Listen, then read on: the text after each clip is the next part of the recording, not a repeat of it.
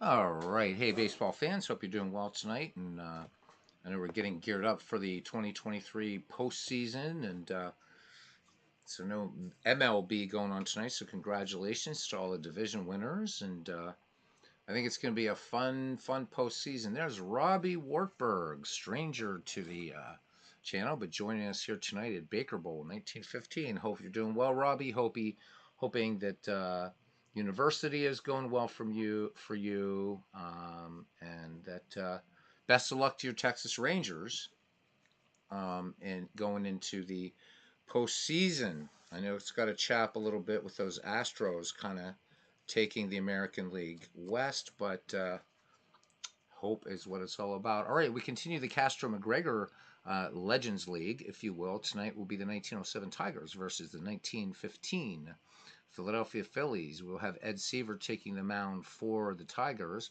and he'll be countered by Grover Cleveland Alexander for the Phils.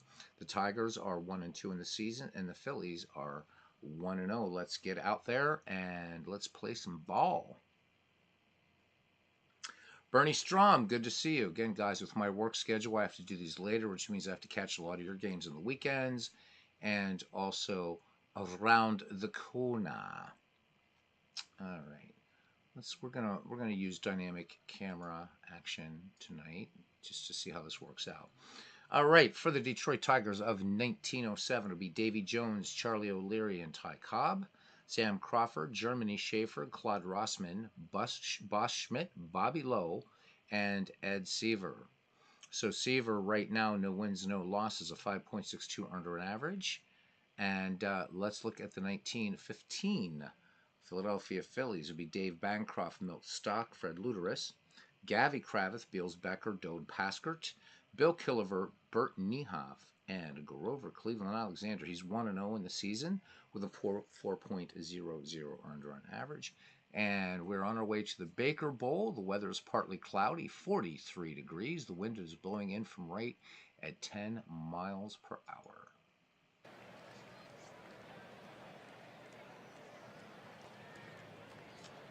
All right, so here we go. We'll see how that all works out for us. All right, Davy Jones will lead it off. Grover Cleveland Alexander finishing up his warm-up pitches. Davy Jones, left fielder for the Detroit Tigers, hitting 4 for 11, 364 average. As we go around Tiny Baker Bowl, very, very, very tiny ballpark. Great one here done by Mike Silva, I think one of his best. And here we go. Here's the wind and the pitch by Alexander. Davy Jones sends this one to shortstop. And nice play there by Hall of Famer Dave Beauty Bancroft. Fires onto Fred Luderis for the 6-3 putout. And we are underway. All right. Watching on demand video on the Apple website made several days ago. Yeah. When I popped on. Dude, I'm broadcasting every day. But yeah, thanks for checking it out, Rob. All right, here's Charlie O'Leary. He has yet to get a hit. He is 0 for 9 start to the season.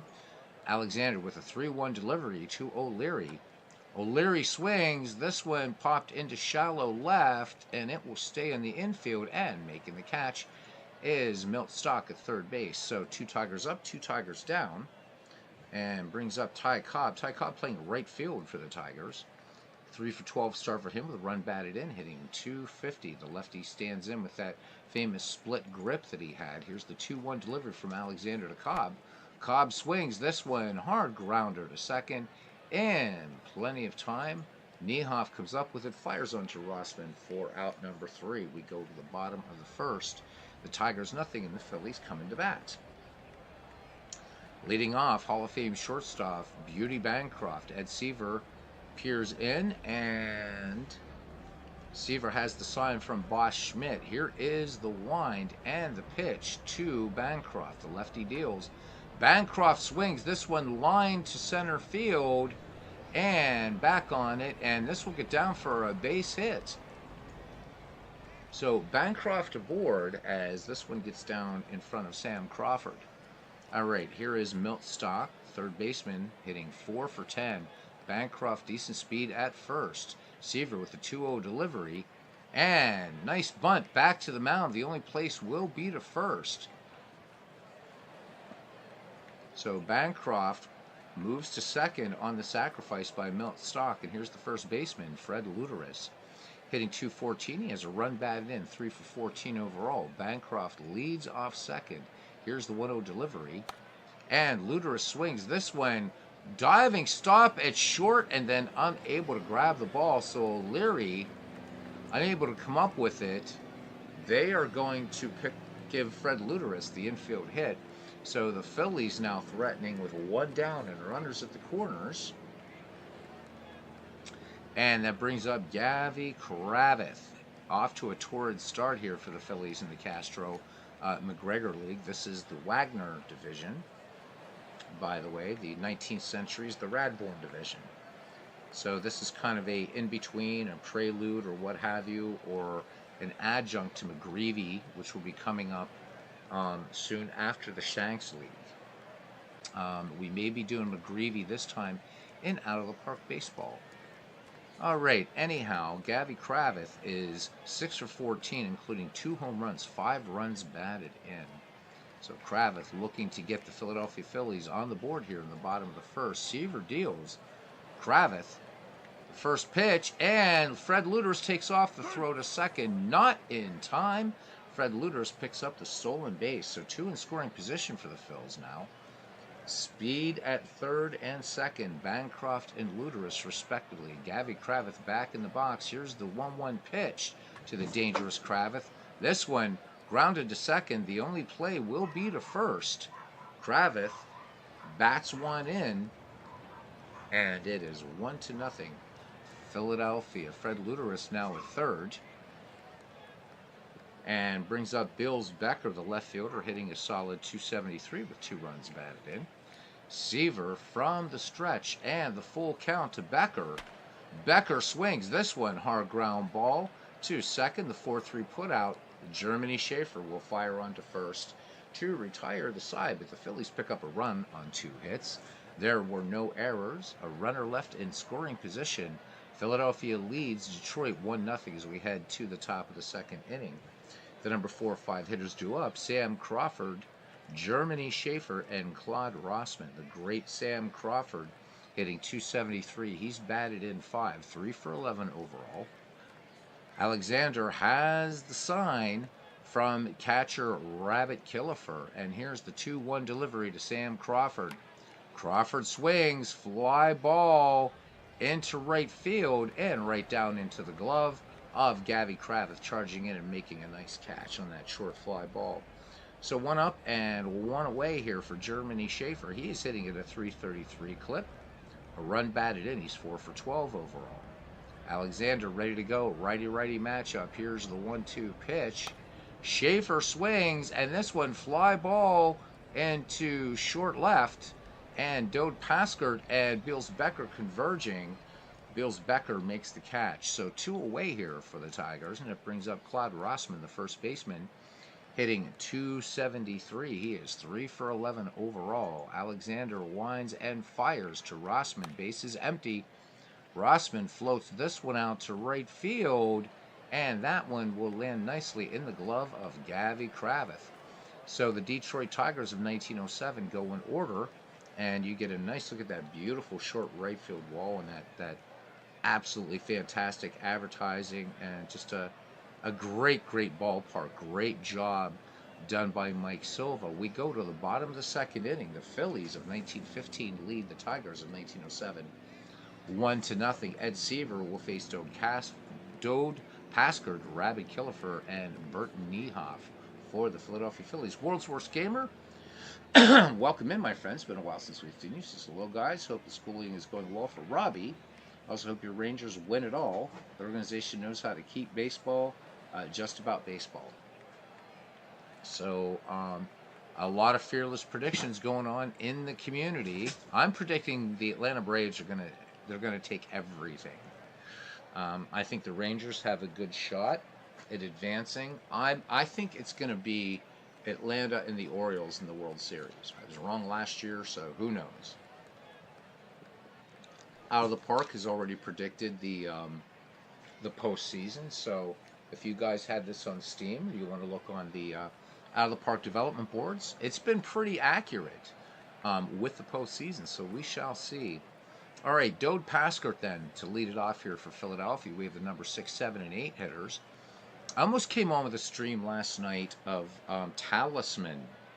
I'm really, really, really dying to do some baseball, some non-baseball stuff that I think would interest the community. And Talisman is a great, great game. So that stuff is coming up soon. I keep threatening, but it's going to happen.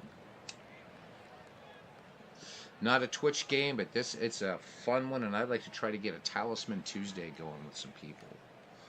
All right, Seaver deals. Here's the 2-0 pitch to Dode Paskert. And Paskert swings. This one just rolled to first base. And Claude Rossman will take it to the bag himself. So 1 up, 1 down now for the catcher, Rabbit Killefer. He's hitting .500 with a run batted in, 6 for 12. And here's the delivery. And Killefer swings. This is going to be a ground ball. Diving stop by Claude Rossman, who rushes his throw at first. And Seaver not able to hold on to the ball over there covering first from the hill. That's going to be E1. So first error in this game now as Killefer is on. And that will be an error on the twirler, Ed Seaver, for these Detroit Tigers. Here's the pitch to Bert Niehoff. Niehoff swings. This one a little flare out into the shallow outfield, and Germany Schaefer makes the call and the catch for out number 2. Killefer remains on first, and here's the pitcher, Grover Cleveland Alexander. He has a 2-run homer in this season so far, so 1 for 3 for old Pete. Seaver deals. Here's the 1-0 to Alexander. Alexander swings. This one, high fly ball, shallow left, and making the catch will be Sam Crawford. So the side is retired. No runs, no hits, an error, 1 left on base. It is still 1-0 in favor of the Philadelphia Phillies as we head to the top of the third. Welcoming in Cousin Ken Castro. How you doing, Cousin Ken? All right. Well, what miffs me, Robbie, is that we have an extra round of wild cards and stuff like that. So I want baseball to return to get rid of the wild card, right? Just I don't know.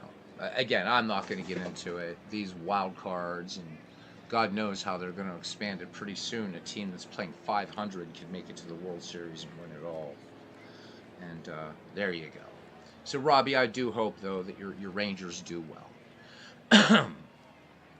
All right, Boss Schmidt will lead it off here. Schmidt is 3 for 11 with a run batted in, hitting .273.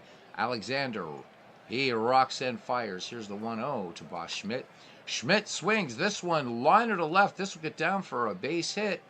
And the Detroit Tigers of 1907 have their first hit of the game here. All right, here is Bobby Lowe now. 19th century representative here. Bobby Lowe hitting 2 for 9, 222. Boss Schmidt on at first. And I still need to pick out a player to spotlight tonight. And I think it's going to be Fred Luteris, and I'll tell you guys why in a minute. Here's the 2-2 pitch. Swung on, and this one spanked to right field. And the dynamic camera not working the way I wanted it to, which is too bad. So coming around to score on the play. And we have a triple. So Bobby Lowe with the triple, and Boss Schmidt crosses the plate. Game is now tied at 1. And while I love this angle up here, I'm going to have to sort of do some switching. So until then, we're going to go back to this wide low so that we can more readily see the action. But I do love the follow through of the batter and everything. Looks so much better from the oblique, if you will. All right, and we don't need to. We can turn off dynamic action. All right.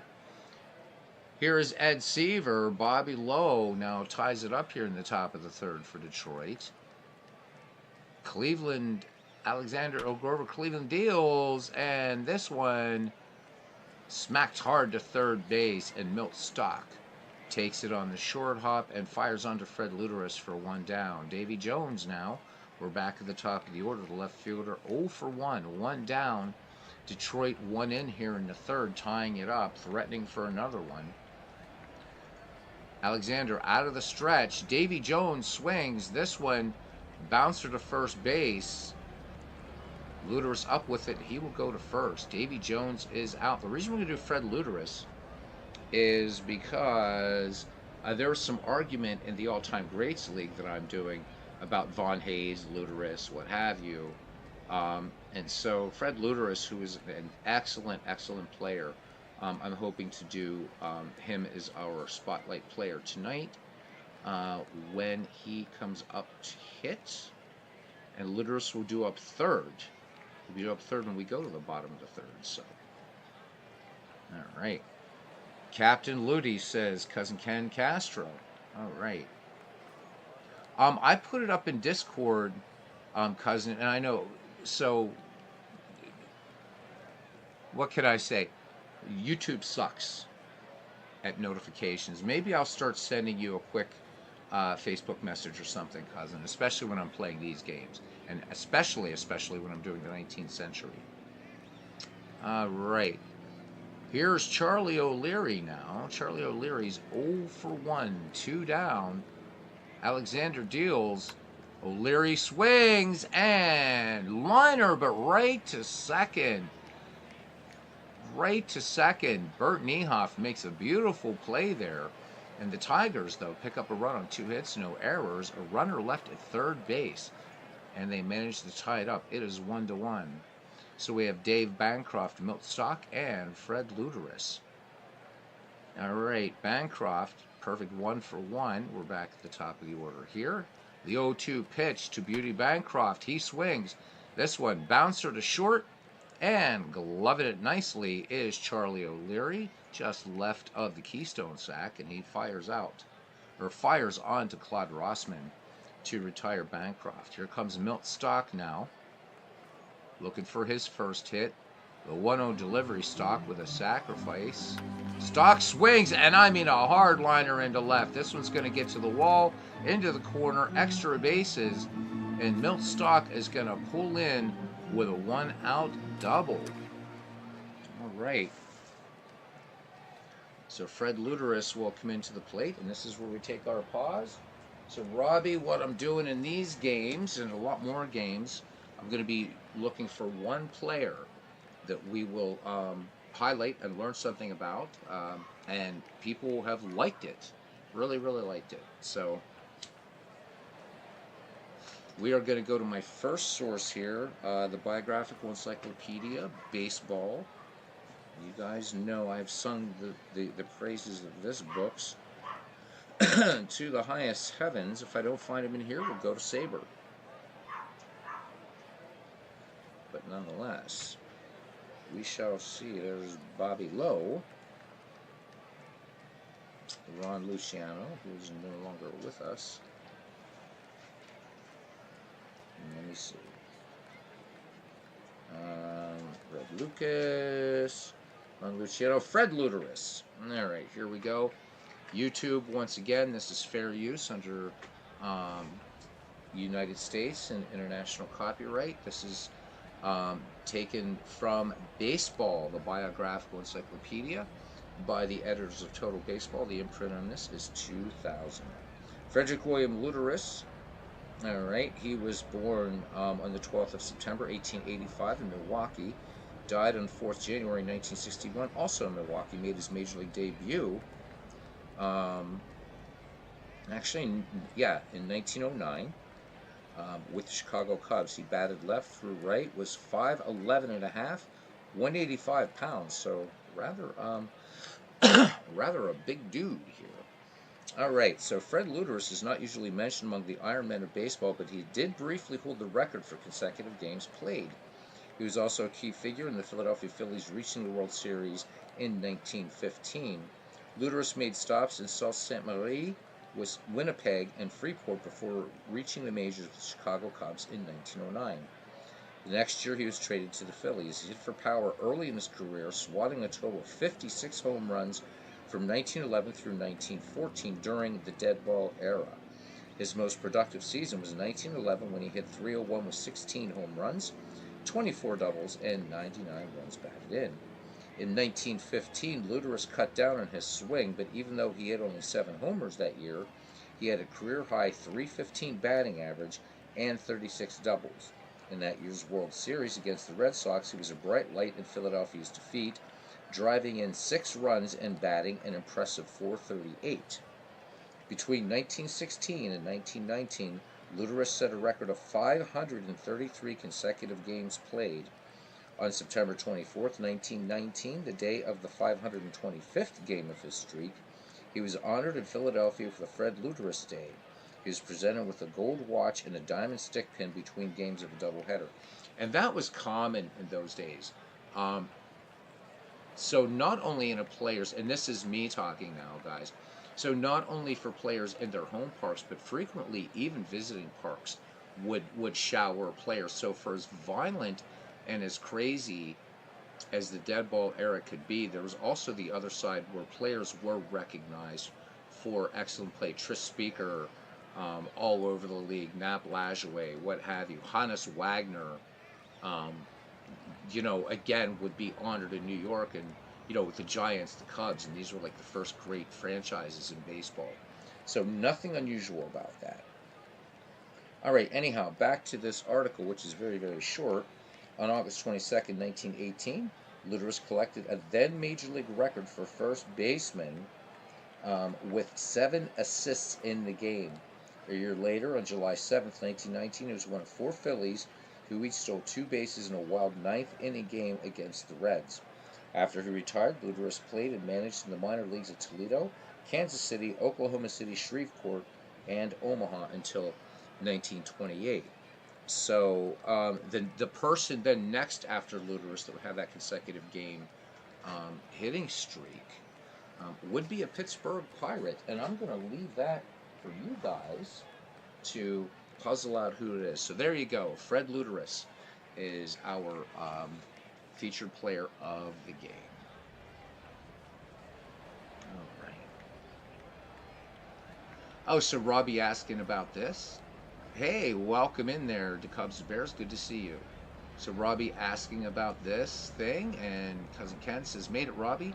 He picked the 19th century teams. Yes, Ken did, and I picked the dead ball clubs. 2:45 a.m. That was beautiful. We had a lot of fun.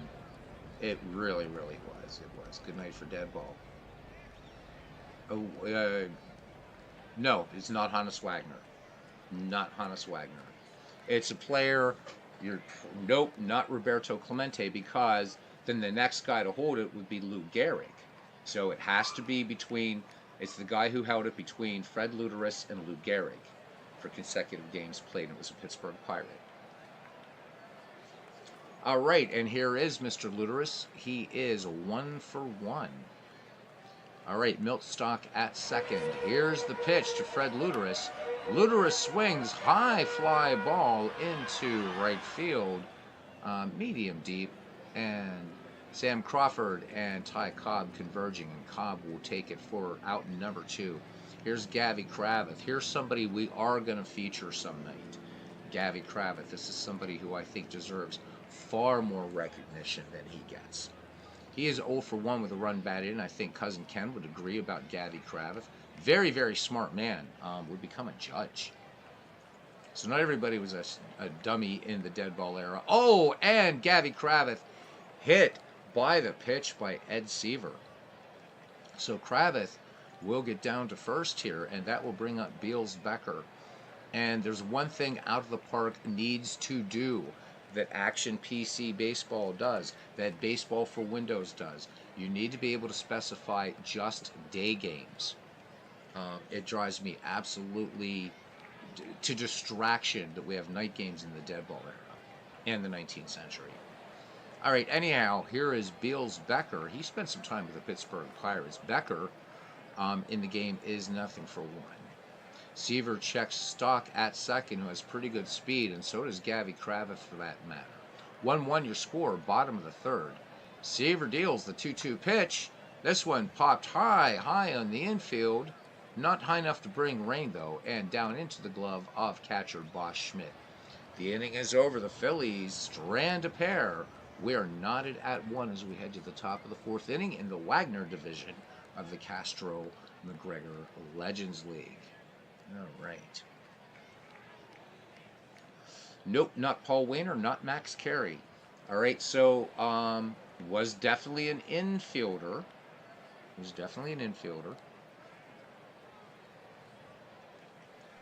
There's a book I left in Europe that was awesome, and I wish I could find it again. It was called The Evolution of Baseball Records.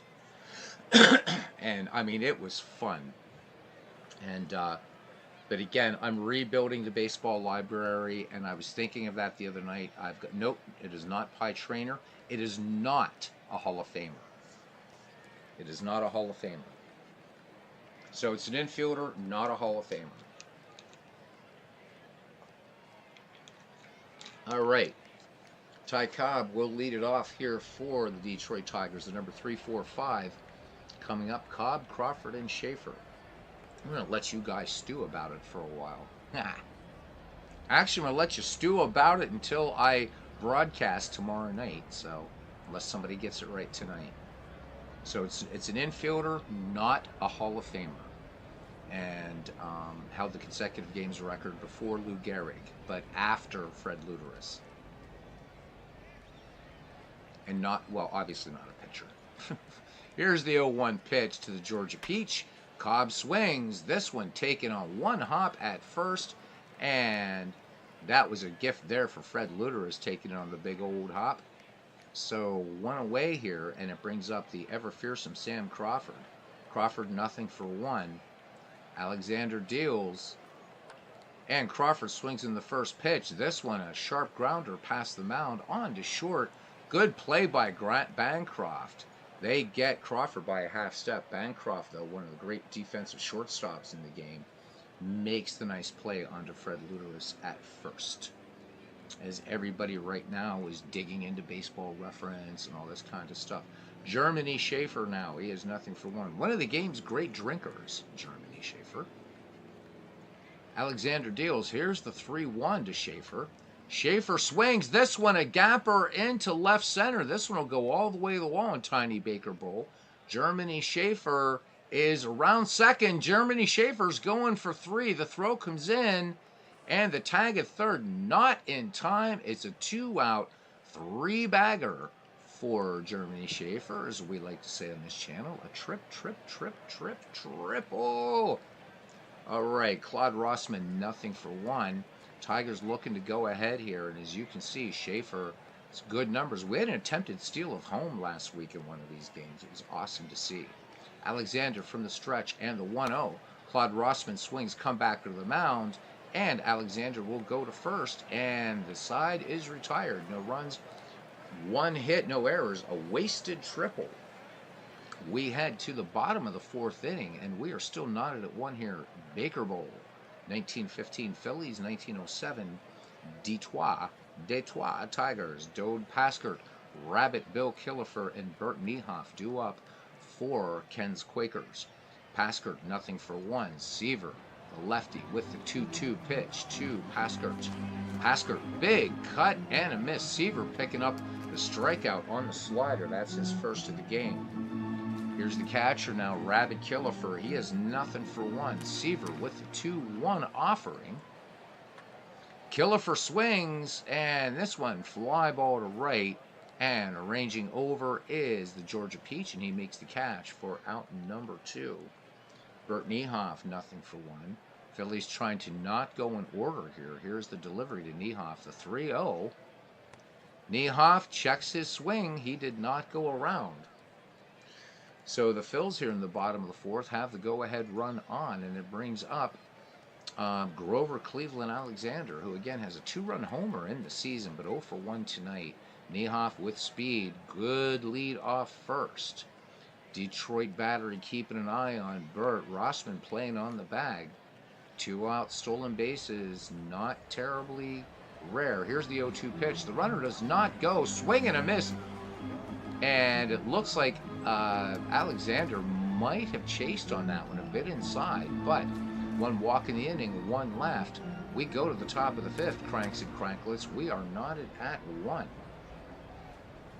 And it will be Bosch Schmidt, Bobby Lowe, and Ed Seaver due up for the Bengals of 1907, who would be defeated by the Chicago Cubs in the World Series. Ty Cobb never got a World Series ring. The Tigers in the World Series, 1907, 1908, 1909, and nothing and nothing and nothing for the Georgia Peach. All right, here we go. So Alexander has yet to whiff a batter. And to lead off the festivities here again, Schmidt, Lowe, and Seaver. Bosch Schmidt bats from the left. He is 1 for 1. Here's the 0-1 delivery.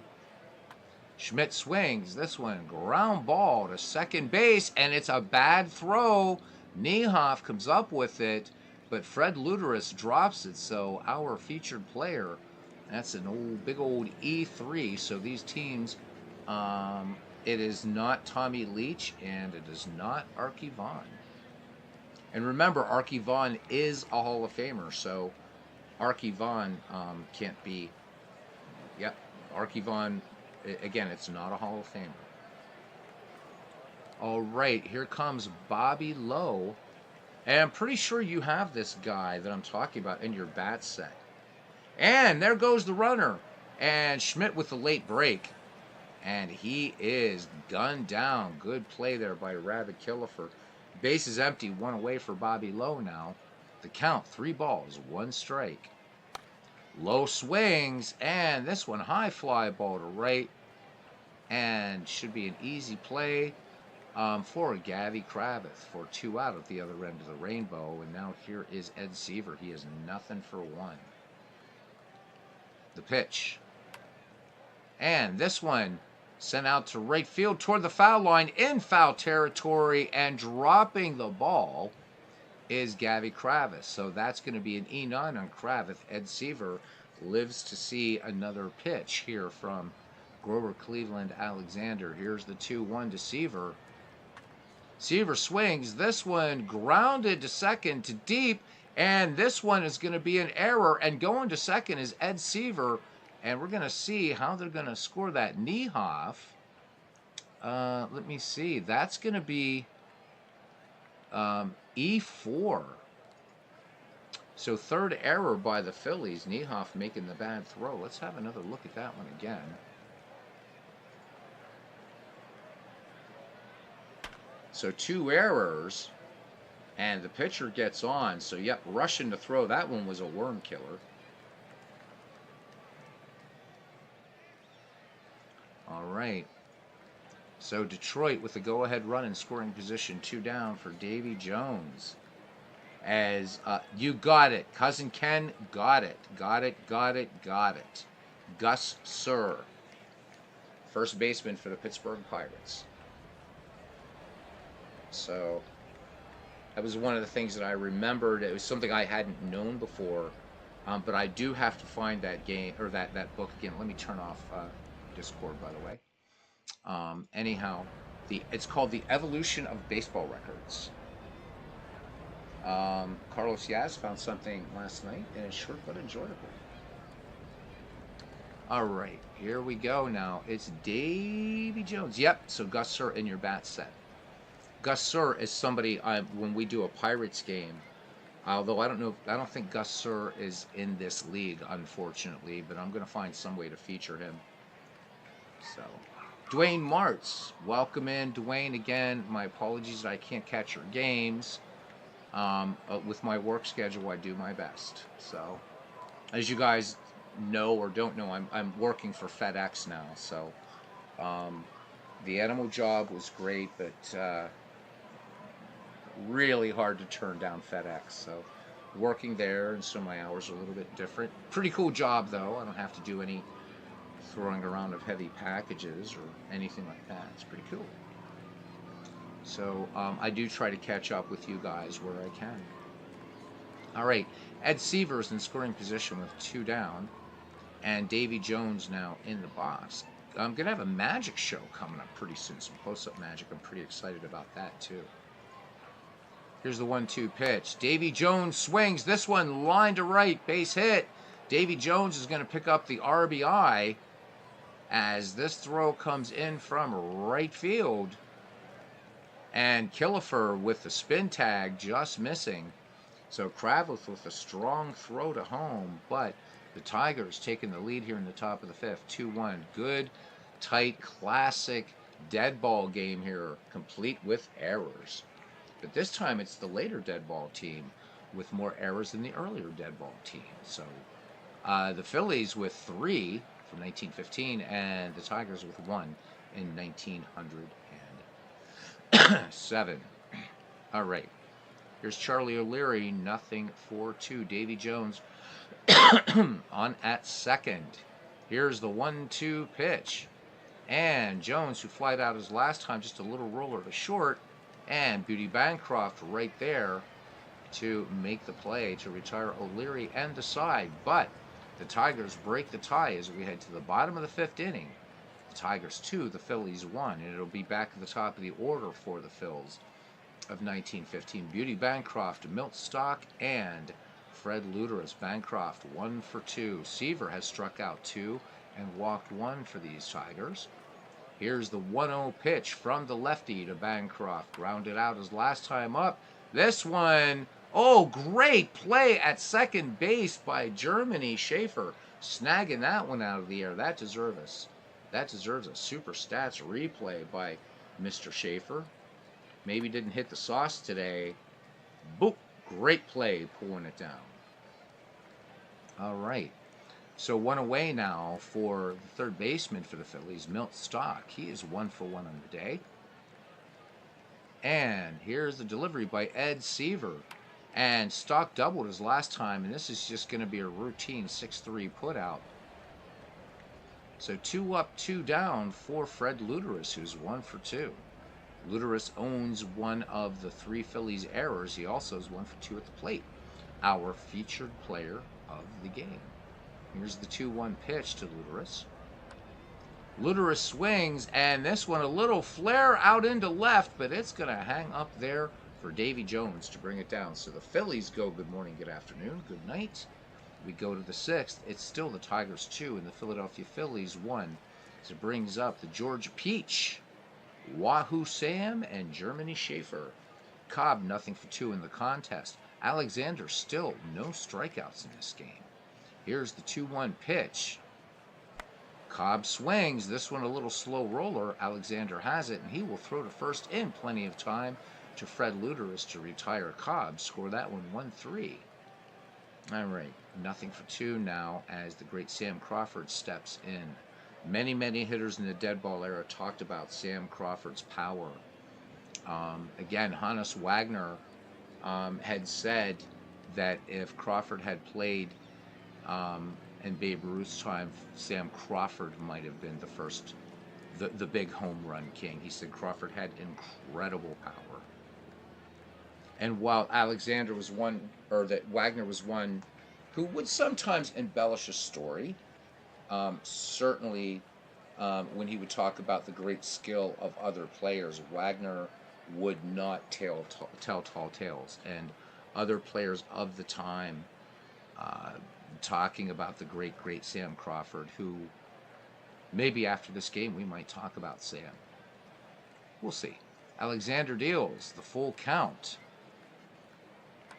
And this one, a hard liner into left field. This will get down for extra bases. Sam Crawford headed for second. So Sam Crawford, one of the things that we can talk about, even without going for a book to a book or any site or whatever, as Crawford is in a scoring position, is Sam Crawford is a player that you would think a lot that would be much like Lou Gehrig and Al Simmons, and here's why. Not necessarily that they were similar players, but each of these players played in the shadow of somebody, right? So while they did great things, so for Sam Crawford, it was Ty Cobb. Of course, for Lou Gehrig, it was Babe Ruth. For Al Simmons, it was Jimmy Fox. So Sam Crawford was that kind of player who, while recognized as being great in his time, Um, People came to see Ty Cobb first, but Sam Crawford definitely no slouch. What a great, great player he was. So, the movie Operation Mincemeat about the misinformation of invading Greece instead of Sicily, Sicilia, in the Second World War. All right, Carlos Yaz, did I say hi to you? Yes, I did, but I'm gonna say hi again. All right, here's Germany. Schaefer, he's 1 for 2, 1 out. Tigers threatening for run number 3. Here's the 1-1 pitch to Schaefer. Schaefer swings, line to right, and this will get down for a base hit. And here comes the throw to the plate. It's going to hit the cutoff man. Sam Crawford will stop at third. So runners at the corners for Detroit. 1 down here for Claude Rossman. He's 0 for 2. Wouldn't be surprised to see Germany Schaefer off of the pitch. Alexander checks Schaefer at first. Here's the 0-1 pitch. There goes Schaefer. Killefer's up with it and got Schaefer dead to rights. So that is a big caught stealing by Rabbit Killefer. 2 down. Crawford at third. The lefty Claude Rossman back in the box. Here's the 0-2 pitch. Grounded out his last time up, and he's going to ground out to second. This time the 4-3 put out. So 2 brace runners in the inning, but Philadelphia keeps these Tigers from scoring. We go to the bottom of the 6th inning. The 1907 Tigers 2, the 1915 Phillies 1, and it will be Gabby Kravitz, Beals Beckert, and Dode Paskert due up for the Philadelphia Phillies. Kravitz with an RBI in this game. He's 0 for 1. Here's the 0-2 pitch. Kravitz, big cut and a miss. So Seaver picks up the strikeout, and he gets Kravitz on the slider. So here's Beals Beckert now. Kravitz is playing with a bit of an injury, should add. Beals Beckert, nothing for 2. Here's the 3-1 delivery. Lefty-lefty matchup here. And Becker will send this ground ball to short. Up with that one from his knees, but a bad throw. This is going to be a throwing error for Charlie O'Leary. And that's going to be an error on Charlie O'Leary. Score that one E6. Beals Becker will end up at second as the throw bounces into the stands. Goodness, goodness, goodness. All right, so the Detroit Tigers now with second error for them. 5 errors in this game total between these two clubs. Paskert in the box. The 1-2 pitch. Paskert swing and a miss. So Seaver coming with a fastball, and that's his 4th K of the game. 2 down now for the Rabbit. 0 for 2. Count full on Killefer. Killefer swings this one. Short hop to third, but plenty of time for Bobby Lowe to make the throw across the inning. The Phillies strand 1 in scoring position, baseball fans. But we go to the 7th. It's the Tigers 2 and the Phillies 1. Yeah, right. The Phil's making Ed Seaver look like Walter Johnson. How about it? So yeah, Miguel Cabrera. Wow, you cannot truly. Miguel Cabrera, a great, great baseball player, and as Carlos Yaz says, I was reading about Miggy today. Before working, some of his numbers rival Jimmy Fox and many other greats. Yep, Cabrera, a great player. No doubt, no argument at all. I'm going to bring the Phillies lineup down here because there. I mean, look at that average. That's beautiful.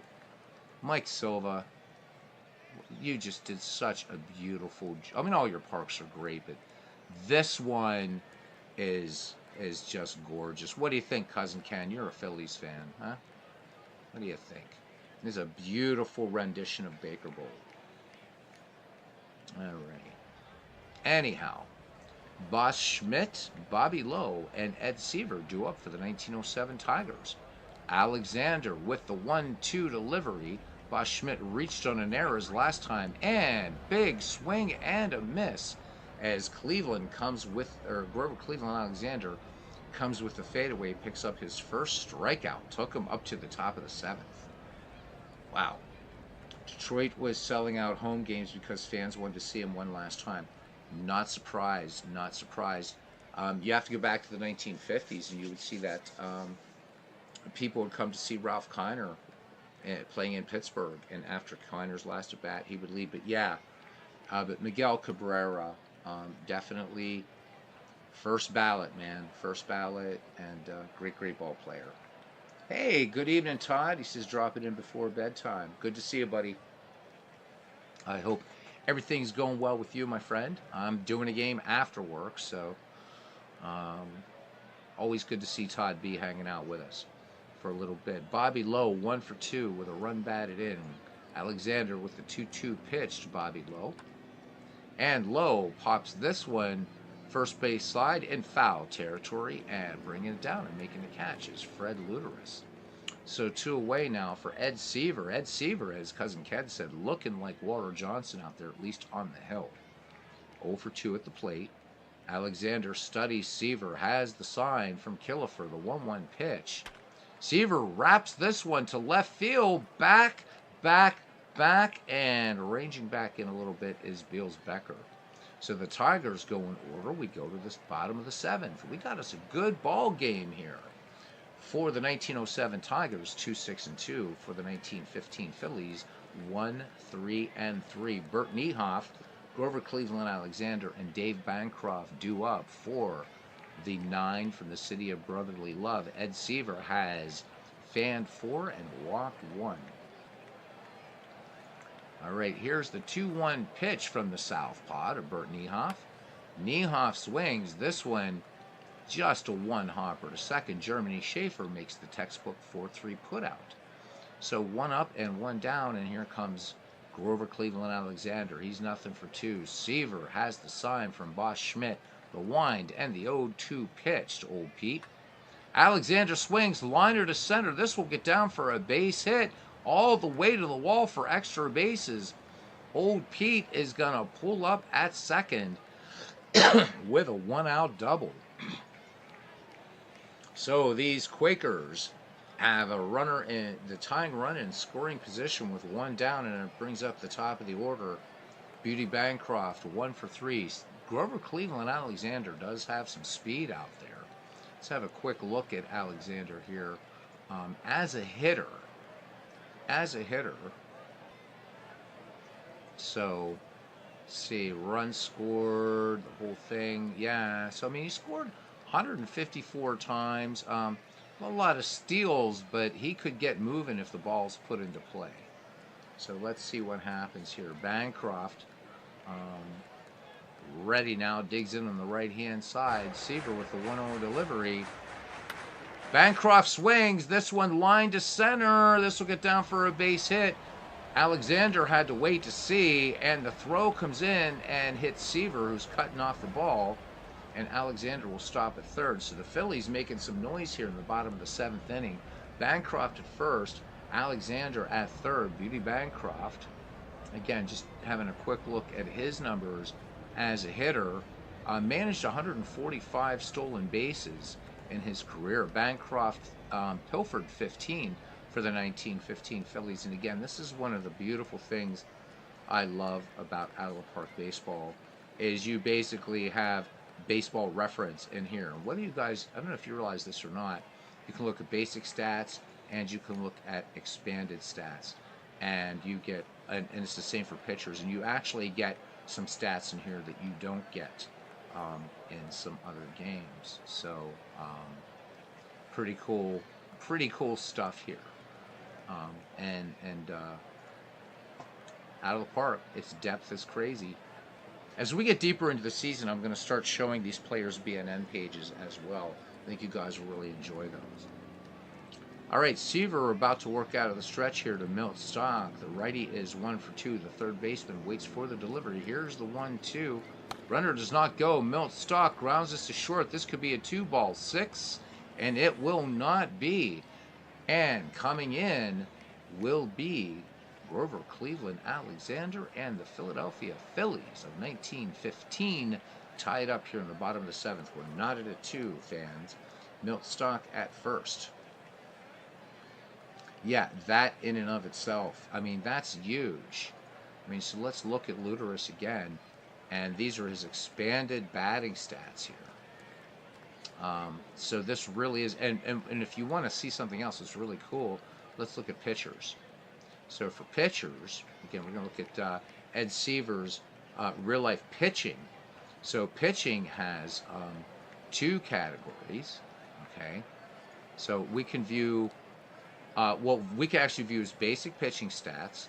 So there they are, which is what you expect, okay? So in 1907, he went 18-11 at 2.16 under on average. We can go to expanded pitching stats 1, expanding pitching stats 2, and then opponent's batting stats against him. So a lot of detail available in Out of the Park Baseball. The game that polarizes the community and just, all right. And welcome into Clinton Parks. And to Christopher Slovic. All right. Clinton, unfortunately, I've got to ask you to be very careful, please, of comments like that. This isn't rated for kids, but just kind of thank you. Appreciate it. not giving you hell, buddy. Just YouTube every once in a while will just ding people for shit.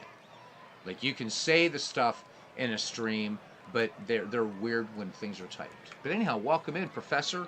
Hopefully you're doing well. Well, I don't know. It's not me. It's just please, all right? It's YouTube. Just please. Thank you. For me, I don't give a damn. It's just YouTube. And I got hit with a little copyright claim last week, so I'm trying to play it a little safe for a little bit. All right, anyhow, here's Fred Luteris with Miltstock on and 2 down. Phillies with 1 in here, the bottom of the 7th. But what you said is funny, Clinton. Oh, there we go. Base hit into left. I like it. I'm just asking to be careful for YouTube's sake, man, is all. I think it's funny whether you meant it that way or not. I think it's hilarious. All right, anyhow, runners at first and third. So Chris said, so last night I got the plane trip to see the absolute worst soccer game in the world. Tell us about it. Chris, would love to know. Christopher Slovic here. Awesome broadcasting. Messing with cousins is your favorite hobby. No, I believe you. I believe you, Clinton. And with Todd B, right, he's kind of tired, so you've got to be firing the shots across the bow, my friend. So this is going to take place on 17th October. So we are going to be the World Cup qualifier, Laos versus Nepal.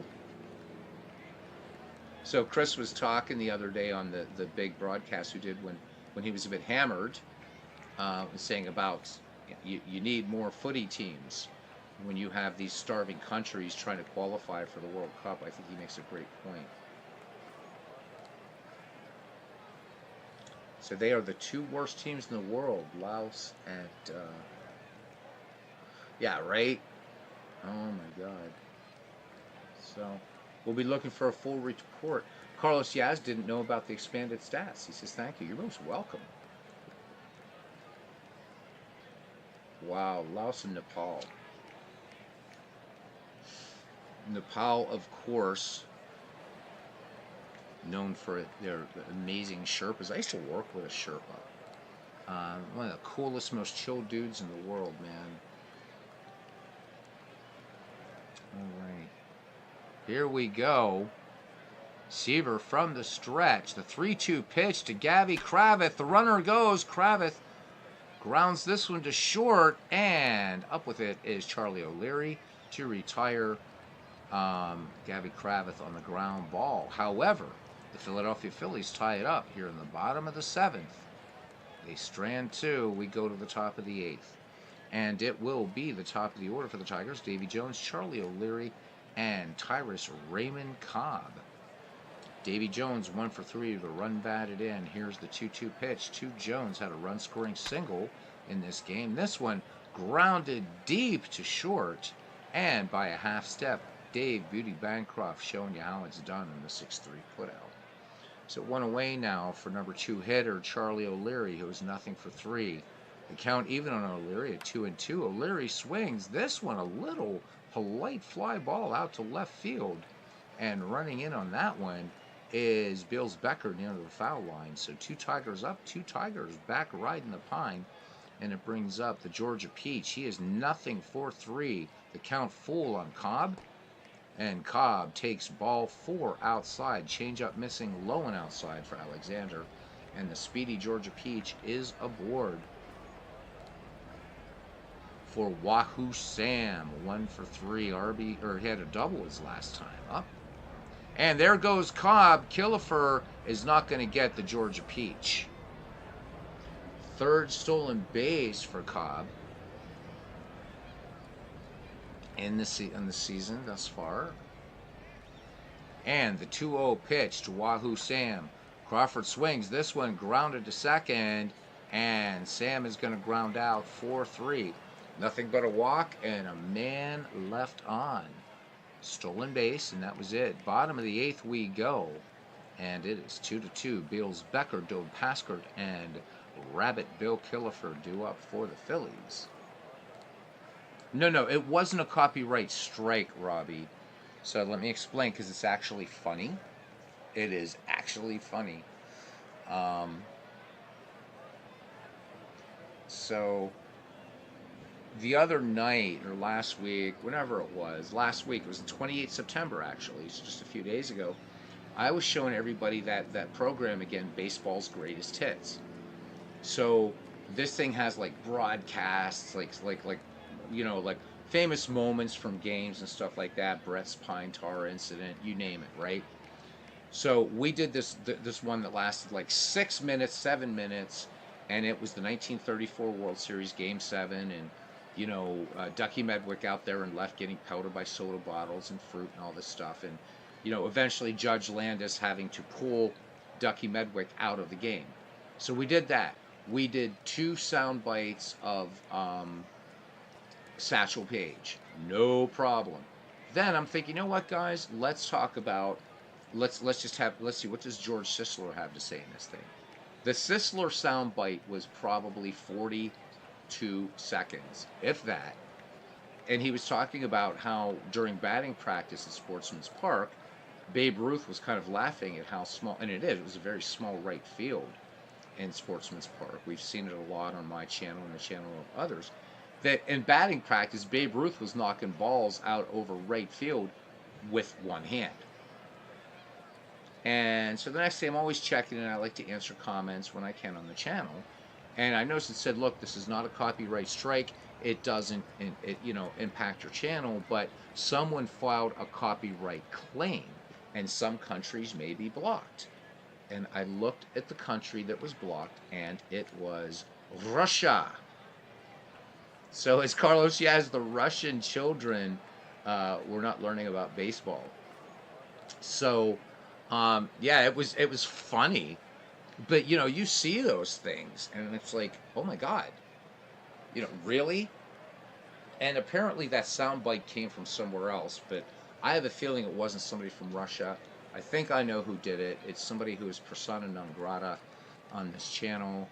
And that's who I think who actually did it, was probably using a VPN. Although, the Russians have claimed to have invented baseball, so who knows? Who cares? All right, anyhow, here is Bills Becker to lead it off. Dode Paskert and Bill Killefer. So I'm just being a little careful is all. Clinton says he loves sports, and the only time he got to see it was during the World Series. You're lucky to have seen it. There were 2 ballparks, Clinton, that I would love to go back in time and see a game. Ebbets Field and Sportsman's Park. Would have loved to have seen games there. Something about Sportsman's Park, I think it was just such an elegant looking park. And of course Ebbets. My God. I mean, Wrigley, Fenway, they're still around. Interestingly enough, Old Yankee Stadium is not a park I really would have cared to have visited. Except to see DiMaggio play there, and Mantle, Ruth, Gehrig, Combs, Bobby Mercer, all those guys. But it's really Sportsman's Park in Ebbets Field that I would love to have seen games then. Many of you are probably surprised I didn't mention Forbes Field. All right, anyhow. Here's the 1-2 to Bills Becker. And Becker swings. This one a high fly ball. Shallow center. Sam Crawford will measure it and make the catch as it was sort of starting to knuckle on Wahoo Sam. So one away now, bottom of the 8th. Here's Dode Paskert, nothing for 3. They're 3-1 coming now. Paskert struck out back in the 6th, and this one is just going to be a grounder back to Seaver at the mound, who fires quickly onto first to retire Dode Paskert. So 2 gone here for Philadelphia in the home half of the 8th. And it brings up Rabbit Killiford, nothing for 3. He grounded out to Bobby Lowe last time up, and this one, fly ball right field. Cobb has it right in front of the scoreboard. So the Phils go in order. We go to the top of the 9th.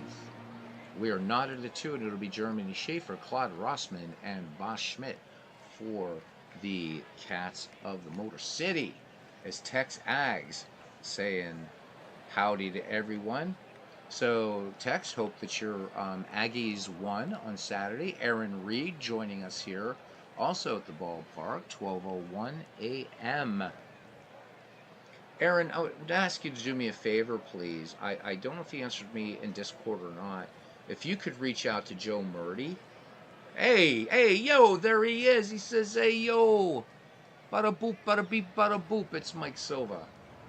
All right, good to hear it, Tex Ags. He just got back for some, got back from the rink. Good to see you, Mike. Aaron, if you could ask Joe Murdy if the software that he uses is similar to yours, because we're going to try getting him, we're going to try to get him, and if it works for him, it'll work for you, out of the Park 24 using the classic 2D mode, and we've got to figure out how to get past the license agreement mode out of the Park 8, and that should work for him because that was purely a text-based baseball sim. But I kind of need a little bit more education on the software you guys use, so that would help. D. Scott Howard is not here this evening, then I shouldn't have said hi to you. Okay.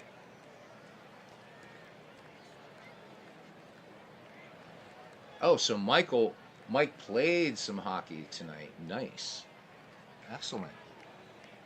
Yeah, hockey's a game I can watch. I don't know a lot about it, but I find it a fascinating game, and I have the utmost respect for the athleticism that not only ice hockey, but field hockey as well. But ice hockey, I mean, you got to know how to skate, so there's that extra dimension on there. So good stuff. And again, sorry, F-ball fans, when you talk about how rough F-ball is and how much stamina it takes, I know you take a lot of hits in F-ball, but I don't know, man. Hockey doesn't take just one game to decide its championship, and I still say that hockey players and Australian football players will say to American F-ball players, hold my beer. It's just one man's opinion. All right. Anyhow, here's Germany Schaefer having a good day at the plate here for the Tigers. He's 2 for 3. Alexander deals. Here's the 0-2 to Schaefer. Schaefer swings. This one a sinking liner to center field, and indeed it will get down in front of Dope Paskert. So the Tigers with the go-ahead run with the speedy Schaefer on at first, and here comes Claude Rossman. Cousin Ken says the study shows that hockey hits are 70% harder than the NFL. Believe it. As Mike Silva says, 10 p.m. games are standard.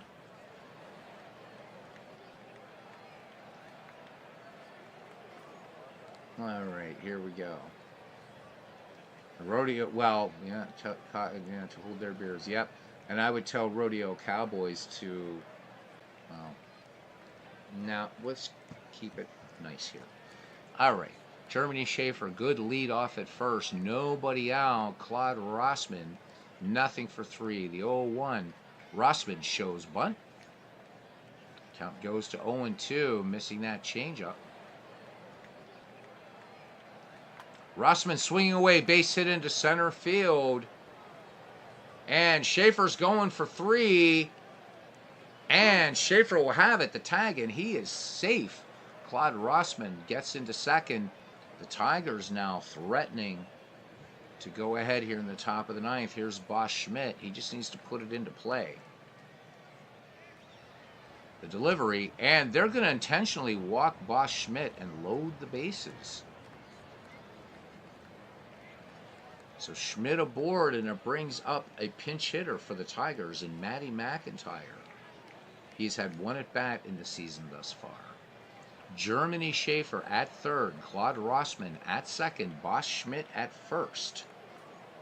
And Grover Cleveland Alexander in serious trouble here as all three of these Tigers can fly. A base hit easily puts two on the board here unless it goes to right. Gavin Kravitz has an incredible arm, but Paskert and Becker not so much in center and left respectively. Killefer sets the target for Alexander, and we're going to go pitch by pitch on this one. Infield plays in. Alexander has the sign from Rabbit Killefer. Here's the pitch. And this one swung on, grounded to second, and they're going to go home and back to first for a double play. Oh, man. I'll tell you what. Mr. Alexander is tough. So Schaefer is forced out at home and on to first. Great play. We are going to look at that bad boy again. Super Stats replay. Here we go. Coming home and going to first. Look at that. So just like that, from bases loaded, nobody out, two in scoring position but two down, and Ed Seaver, we're going to let him pitch. So McIntyre grounds into a huge double play. Hats off to Bill Killefer there. Great play. Great play all around. Niehoff to Killefer to Luderis on that one. All right, we're going to stay pitch by pitch for this one. Seaver, that one in there, sinker for a strike. The count 0-1.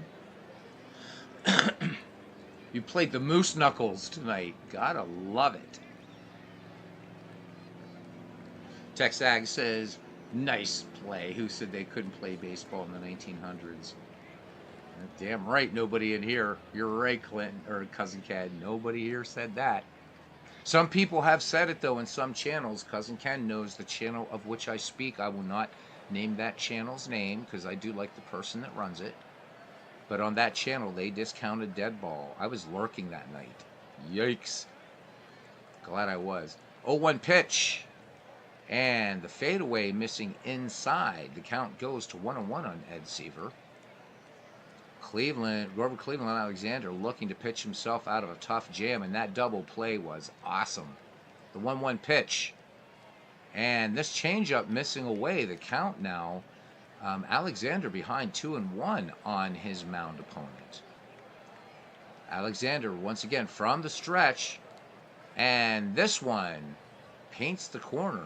Count goes even. 2 balls, 2 strikes. 2-2 pitch. Swing and a miss, and the inning is over. The inning is over. Grover Cleveland Alexander, with the help of some brilliant infield play and a strikeout, gets out of a nasty, nasty pickle, Cranks and Cranklets. Of course, we have no Cranklets here. Who gives a damn, right? All right.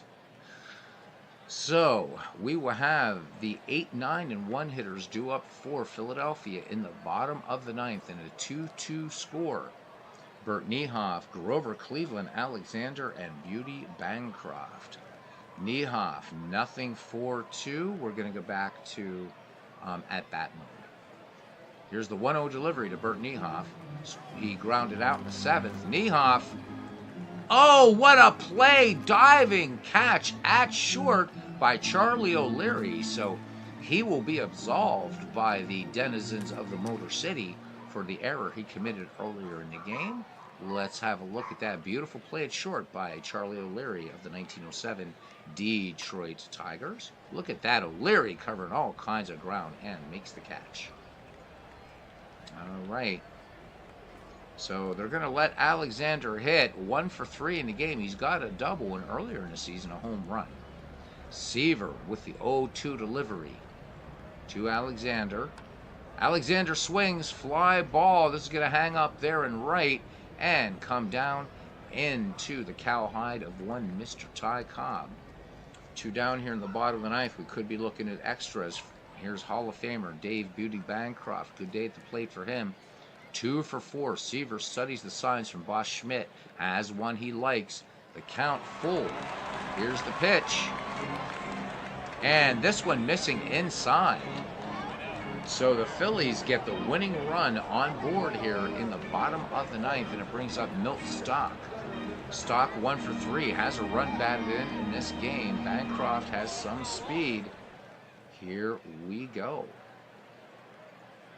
The 1-2 pitch to Milt Stock, who grounded out his last time out. Grounded deep to second, and we have extra innings. Stock out on the 4-3 putout, no runs. And 1 walk and 1 left for the 1915 Phillies. And we go to the top of the 10th inning. For the 1907 Detroit Tigers, 2-8-2. For the 1915 Phillies, 2-6-3. It'll be the top of the order. Davy Jones, then Charlie O'Leary, and Ty Cobb. Hope you guys are enjoying this dead ball game here tonight. And the Castro McGregor, I can't say my own last name, Legends League is 12:11 a.m. So Alexander behind Seaver in strikeouts. He's only whiffed 2 and he's walked 2. Davy Jones with a bat, run batted in. The count goes full. Jones looks at ball 4, and now Detroit has the go-ahead run on at first as Davy Jones makes the easy trot down to the first sack. Davy Jones with speed, looking at his real-life stats here. Davy Jones, 191 career steals.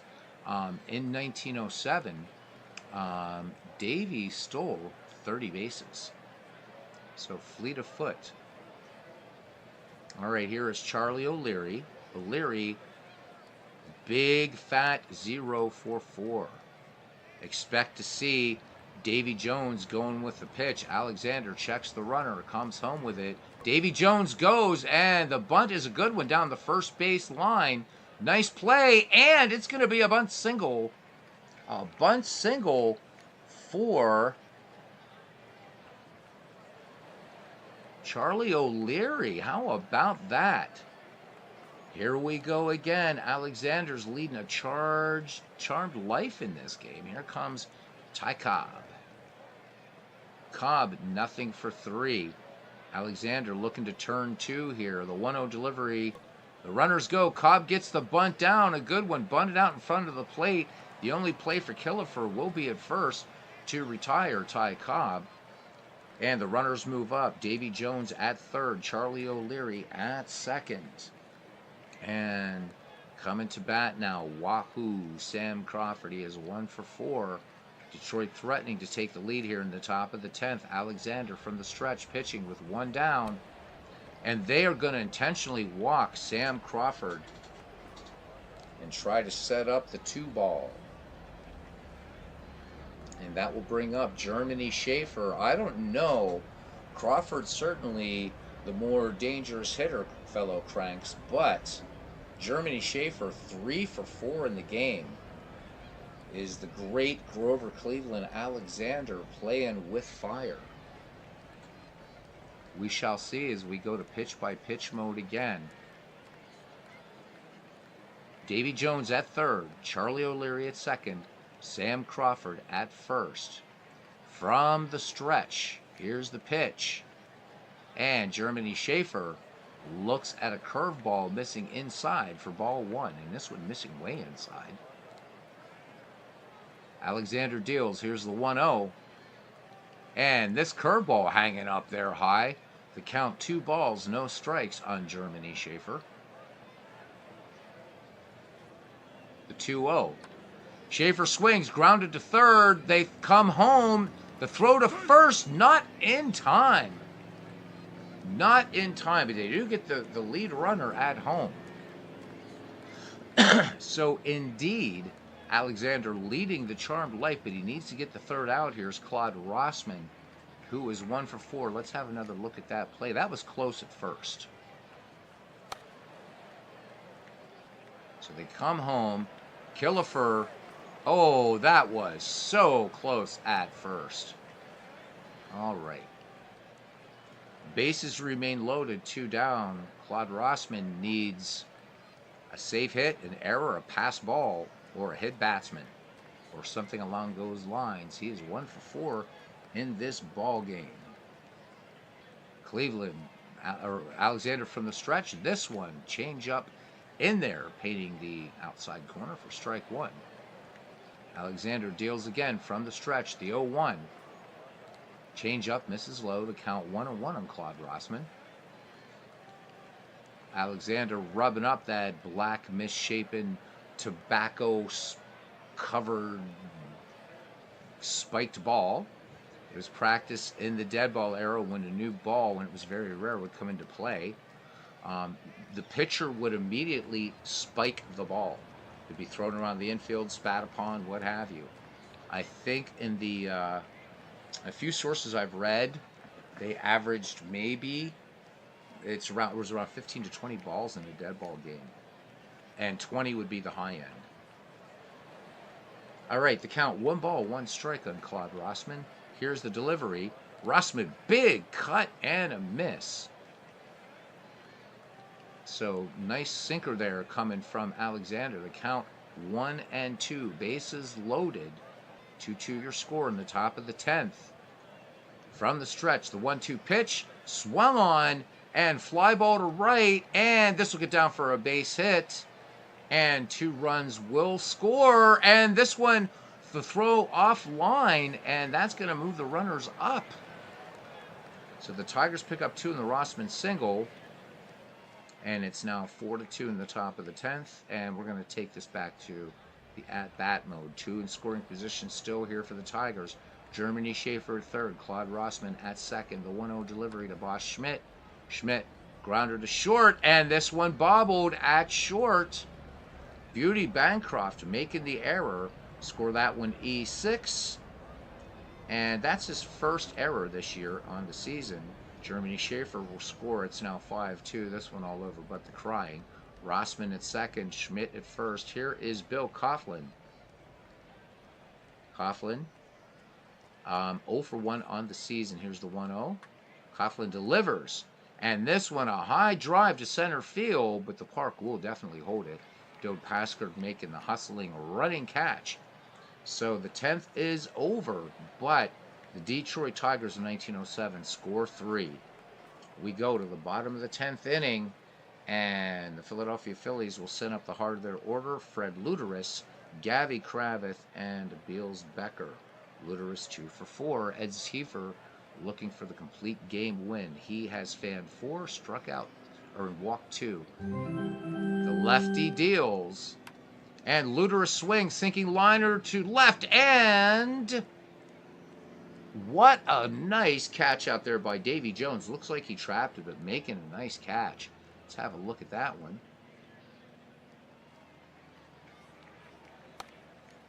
Davy Jones running in, and nice catch. As Ernie Harwell would say, pick that one off a tall blade of grass. Here's Gavy Kravitz now. Kravitz, nothing for 3 with a run batted in. Seaver winds and fires to Kravitz. Kravitz swings, driven, drilled to left, and you can forget about this one, baseball fans. Gavy Kravitz will touch them all. Kravitz, again, a power hitter in the dead ball era. That one 368 feet here in Tiny Baker Bowl, and Kravitz will touch them all. And the Phillies get one back in the bottom of the 10th. It's 5-3. This ball game not over. Let's have a look at that one. 98.8 exit velocity off the bat of Gavy Kravitz. And 4 rows back.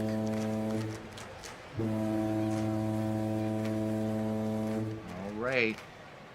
It's not over yet, baseball fans. All right, we have a pinch hitter now coming up for these Quakers, and it'll be Ed Burns. Ed Burns 1 for 2 on the season. That's right. Let's have a quick look at Ed Burns. All right, so Burns played from 1912 to 1918. Never homered. Did bat in 65. Started his career in 1912 with the St. Louis Cardinals. In one game, had one plate appearance. Went 0 for 1, and then played for the Phillies from 1913 to 1918. Never played a full schedule, so I'm guessing a lot of pinch hit appearances or what have you. All right, here we go. Ed Seaver deals. Here is the pitch. Ed Burns swings. This one a two-hopper to first, and that one could have been hand-delivered as Claude Rossman makes the play. 3 unassisted, and it's down to Dode Paskert, who's nothing for 4. Seaver into his wind and the pitch. Paskert swings. This one line to right, base hit. Bouncing near the Pippi cigar sign there in right field. Cobb with the throw into second. It'll be a stand-up double for Dode Paskert. So the Phillies making it exciting here in the bottom of the 10th. Baseball fans here at the Ball Orchard here, known as Baker Bowl. One of Mike Silva's beautiful creations. All right. Here's Rabbit Killefer now, nothing for 4, so he is due. Home run in this inning by Gavy Kravitz. Paskert, good speed off of second. Ed Seaver checks the runner. The lefty deals the 2-1 pitch. Killefer swings, and this one flare out to center field. Measuring it is Sam Crawford, and he will make the catch for the final out of the game. So Philadelphia trying to get something going in the bottom of the 10th. It does not happen, and the Tigers take this from the Phillies. Let's look at our box score. For the 1907 Tigers, who now improved to 2-2, 5-10-2. The Philadelphia Phillies dropped to 3-1. They are 3-8-5. So 7 errors in this game. And Ed Seaver will get player of the game. Claude Rossman made it 4-2 in favor of the 1907 Tigers when he delivered the 2-run single. Came with 2 out in the top of the 10th. So, and the Tigers went on to win it. So, there we go. So Ed Seaver goes to 1-0, and Old Pete drops to 1-1. Fun game. Fun game to call. We're going to auto-play out a few of these that don't have any marquee matchups. So we're going to go ahead and do 1887 Reds and 1876 Grays. And, oh my God, the 1878 Reds completely obliterate the 1876 Grays 17-5. How about that? Charlie Jones picked up a round tripper for the 1878 Reds. Next, we have the 1876 Brown Stockings, the 1879 Buffalo Bisons. And it will be the Brown Stockings 9-4 over the Bisons. Bradley getting the win there. McGonigal taking the loss. The 1885 White Stockings against the 1899 Phillies. John Clarkson versus Wiley Pratt. And here we go. Platt. I'm sorry, I said Pratt. I'm an Egypt. And it's the 1885 White Stockings 12-3. We had a couple home runs in that game. My man King Kelly went yard. As did Tom Burns for the White Stockings. John Clarkson picks up the win, goes to 1-1.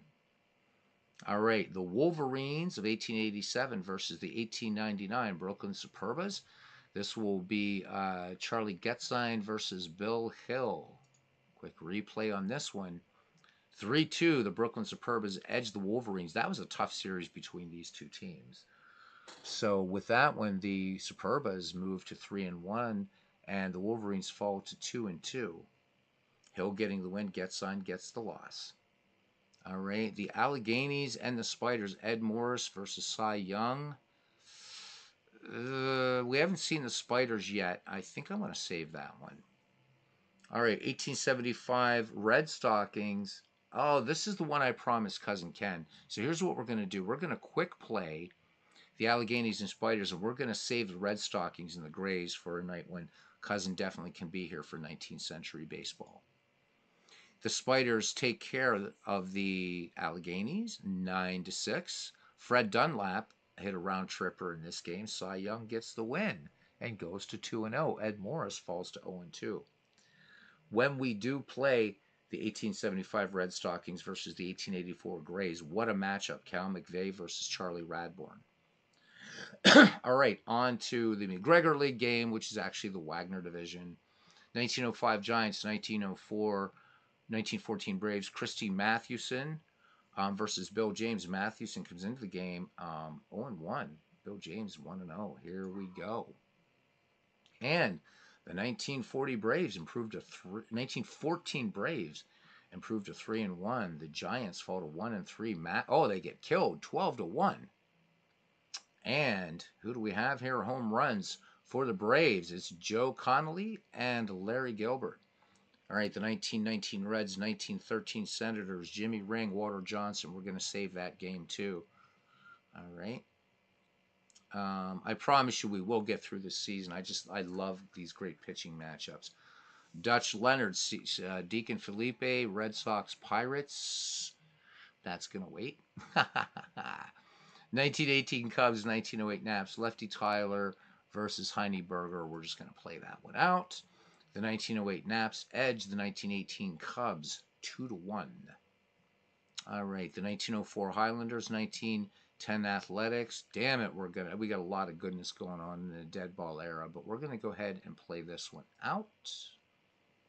And 8-6, it's the 1910 Athletics taking care of the Highlanders 8-6. Bender gets the win. Cheesebro gets the loss. Cheesebro goes to 0-2. Bender improves to 1-1. Finally, the 1916 Brooklyn Robins against the 1906 Chicago White Sox. And we're saving that because that's Marquardt and Walsh. Yikes, yikes, yikes. All right, so we have some games going on.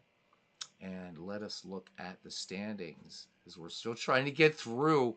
And this league's going to take a while, guys. This could be a very long project. Anyhow, the Cleveland Spiders in the Radbourn division,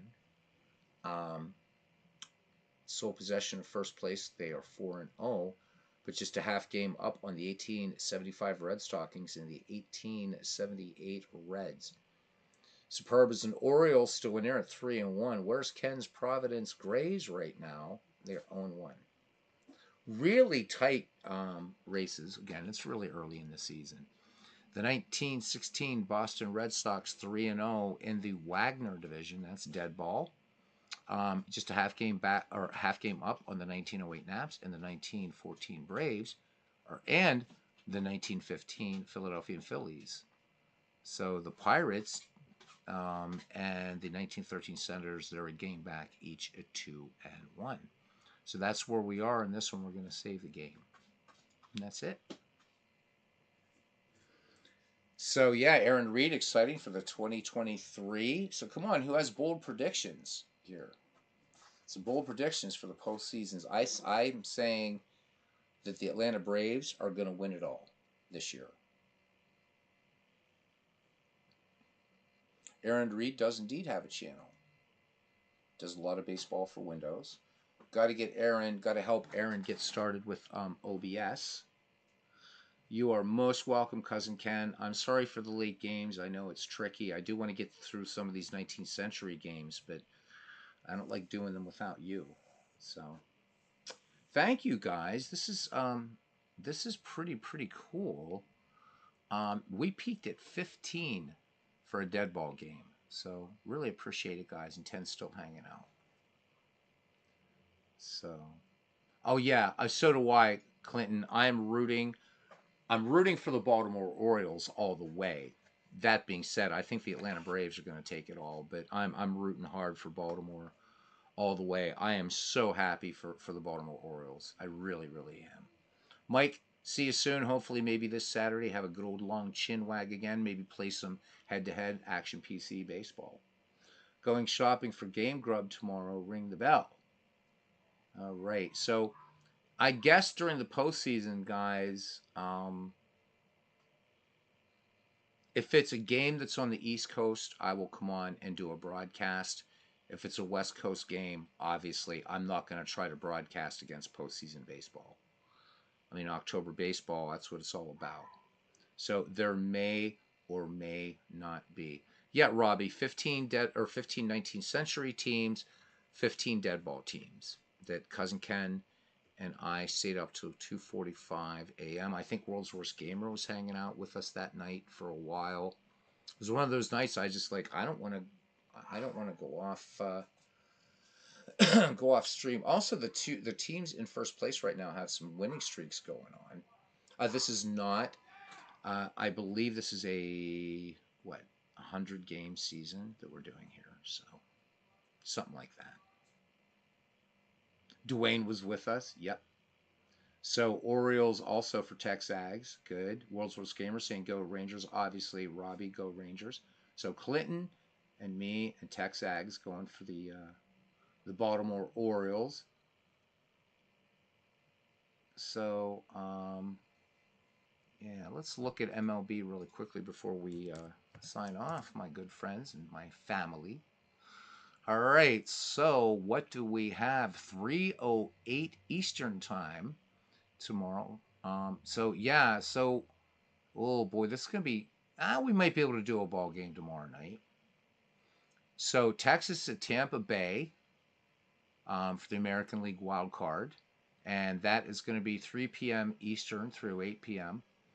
See, I hate the fact. See, this is another thing I hate. I come from back in the day, guys. When you watch the championship series, you got to see the damn games, all of them.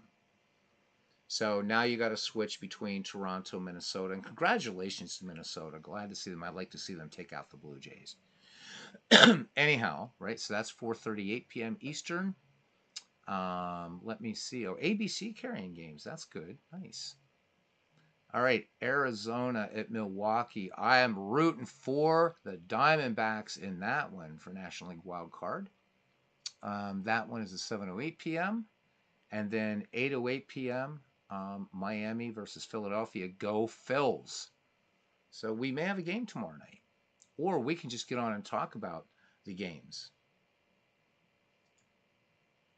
Oh, I'll wait till that Phillies game's over, cousin. I am not gonna broadcast against October baseball.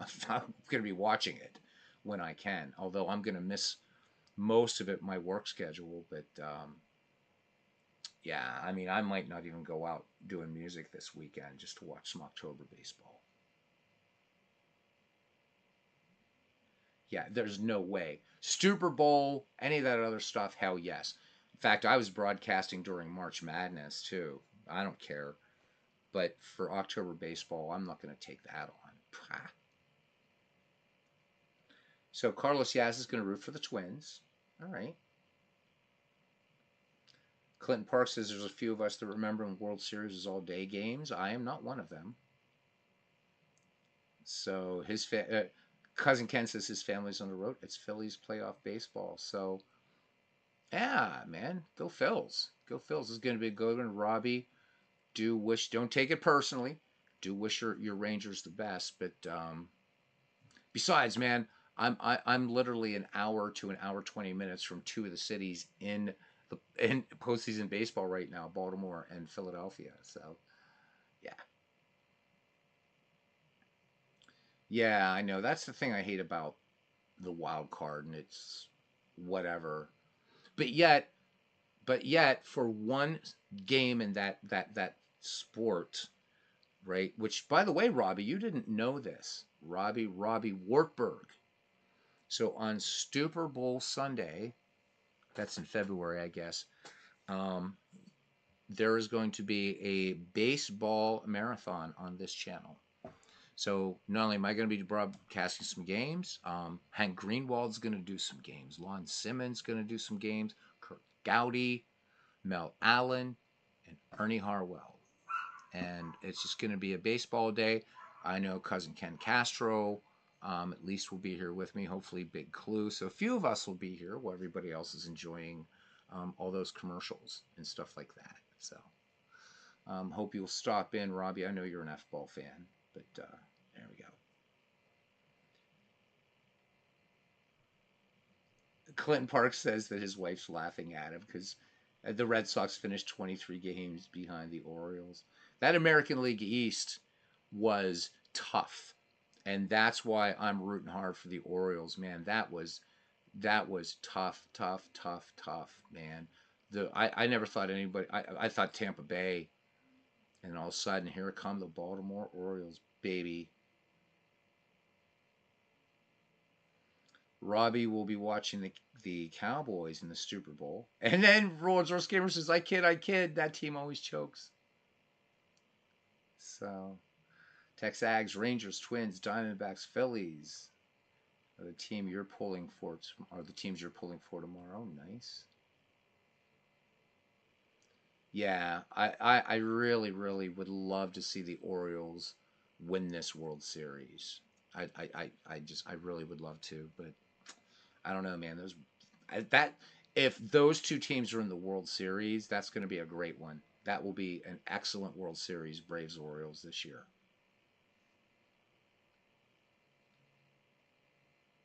So do it for Brooks, absolutely.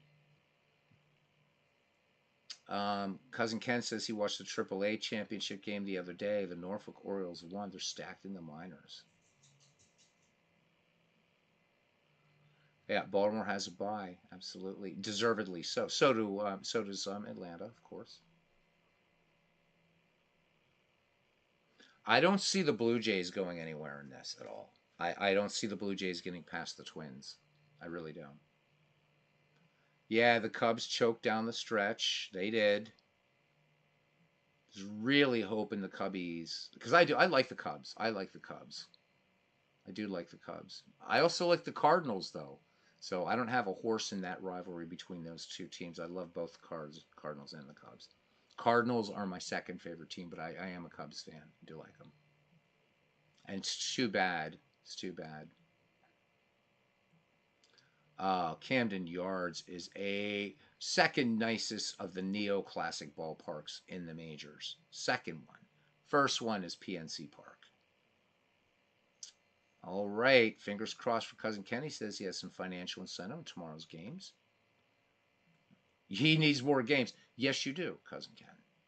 You need more cards and dice games and everything like that. So, yes, you do. You want to see the Astros have to forfeit?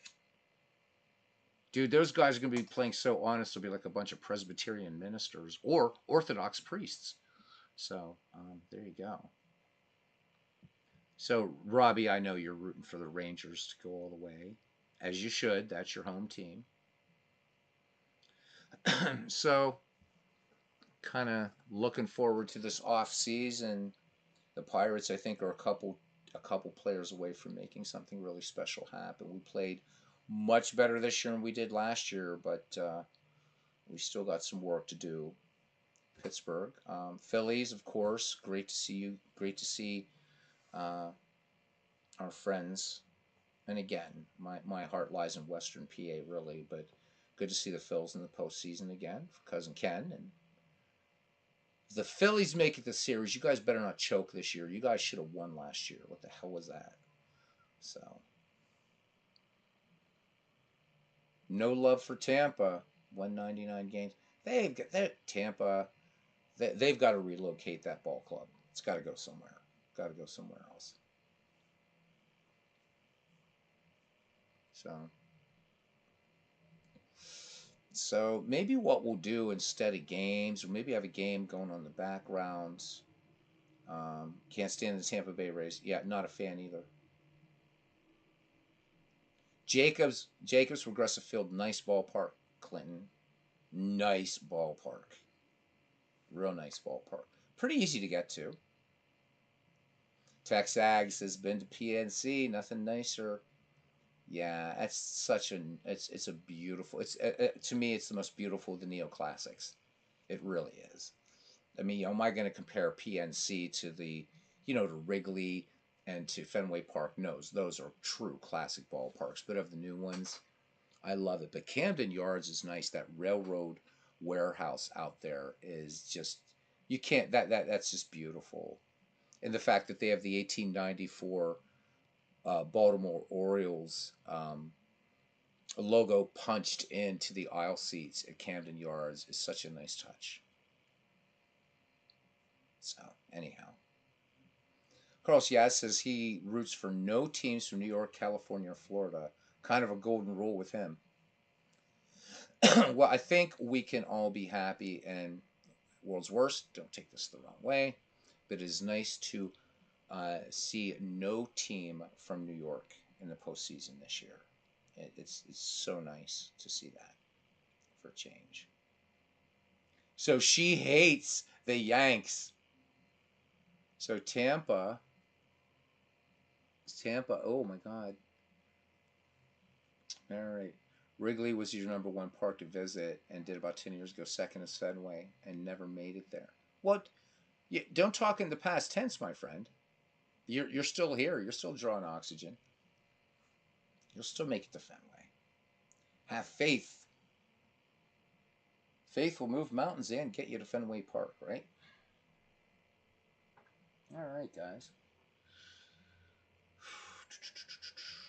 Here we are, still talking baseball. Love it. Getting older. Come on. You got this. I was reading about some woman in her 90s running marathons, dude. You can do it. So many huge payroll teams miss the playoffs, which is another thing I like to see. Fenway, I think, is on a lot of people's bucket lists, world's worst. I'd love to see a game in Fenway. And it's too bad that that Casey had to from Dropkick Murphys he had to close down. They redid the third base saloon, and it was closed during the health thing that we had going on. Do you believe you're still allowed to say that on YouTube? Anyhow, it's too bad that didn't reopen. They actually did use pictures, and two members of the Dropkick Murphys, right before they were reopening the third base saloon, they actually walked to see how many paces it was to Fenway Park, and put that in the window, but closed, and it's probably not going to open again, which is too bad. But took pictures of the actual third base saloon and modeled it. And that would have been a fun pub to go, especially if you want to keep with tradition after the ball game. So, Clinton Parks, why would I want to go to? What's he talking about? What toilet bowl? What are you calling a toilet bowl? I think next year going to make Wrigley. Oh man, Wrigley's a nice park. Now, the last time I was at Wrigley Field, that was before the renovation, so it still had some pretty crappy restrooms. Um, but it was just Wrigley's one of those fields you just sit there and the history is there, just like Fenway, just like Fenway. Oh, the Rogers Center. Okay, yeah, well. Rogers Center. I would go there and go to the Hard Rock Cafe if I have the money and just get drunk there. I wouldn't really give a shit. I almost moved to Toronto twice in my life, though, but preferred Europe. Anyhow. Clinton says he won't go to Fenway Park now. He won't pay the prices. Yeah, I guess you guys were a little cheaper before you won those World Series, huh? Up there in the Fens. So, Clinton, I'm going to ask you a question. Is Fenway Park also a National Historic Landmark, as is Wrigley? I'm assuming it is, right? Since it's the oldest ballpark in baseball. Does it have that status? So that means it can't get torn down? Okay, it's good. That's good to know. I assumed it was, but, meh. So, all right. Bernie said a family of four can go to Fenway for only $500. Wow. D. Scott Howard, who isn't here tonight, says the only thing Major League at Six Stadium in Seattle was the restrooms. John Henry, huh? Owner of John Henry, of course, who you always see his name in quotes about Out of the Park baseball. I guess he loves the game. So Tiger Stadium should have been a national landmark as well as Ebbets. Yeah. Well, Ebbets, you know the story about Ebbets. Um, and they weren't doing things back then, unfortunately. Comiskey was falling apart, of course, old Comiskey. But what were they thinking, the White Sox? Right? So they move Vex exploding scoreboard. But that ballpark that they built in the South Side is generic as hell. They had a chance there to build a modern retro and didn't do it. And don't understand. What is that called now? Is that something? Is that it used to be called U.S. Cellular? I forget what the White Sox Park is called now. Maybe somebody knows. No, New York has no sense of history. They knocked down the house that Ruth built. Idiots. And you can blame Robert Moses for the demise of Ebbets Field.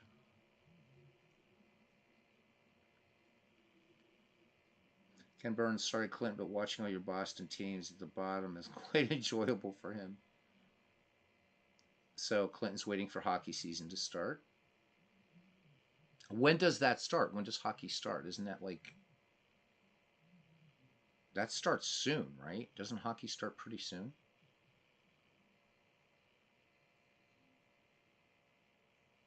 Next week. Okay. 24 October. Cousin Ken's a hockey fan as well, so and Tex Ag's telling me October 24th. So we're going to see some smack talk here between Clinton and Cousin. So how are the Pittsburgh Penguins going to do this year? Are they any good? Basketball preseason is around that time.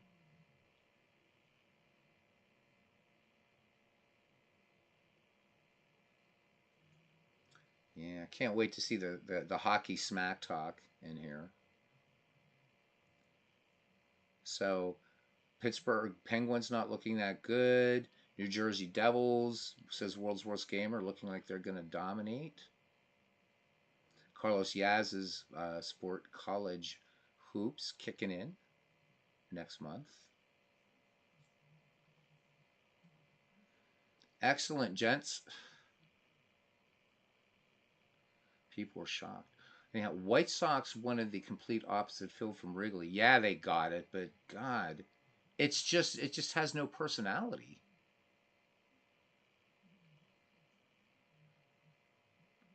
So Tex Ag's his hockey team is the would be the Chicago Blackhawks.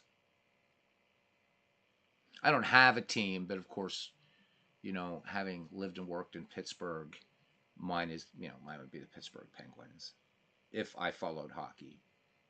And I don't dislike hockey. I just, you know, it's a game that I'll watch if it's on, but I won't go out of my way to watch it. But I do respect it. I respect it because shutouts are possible. And that's one of the reasons I love hockey. Good low scoring game.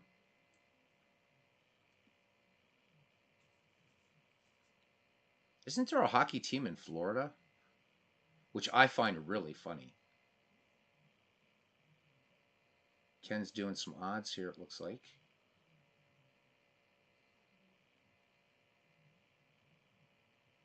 Oh yeah, Tex. I've always had huge respect for the game of hockey. Always. Always, always.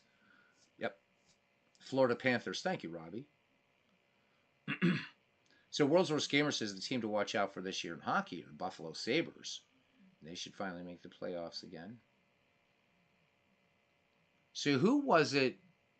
And again, so right, the Blackhawks were always huge. Boston Bruins, a lot of big. I know there's a lot of Boston Bruins hockey fans out there, and who else? Was it the New York Islanders? Another hockey franchise, but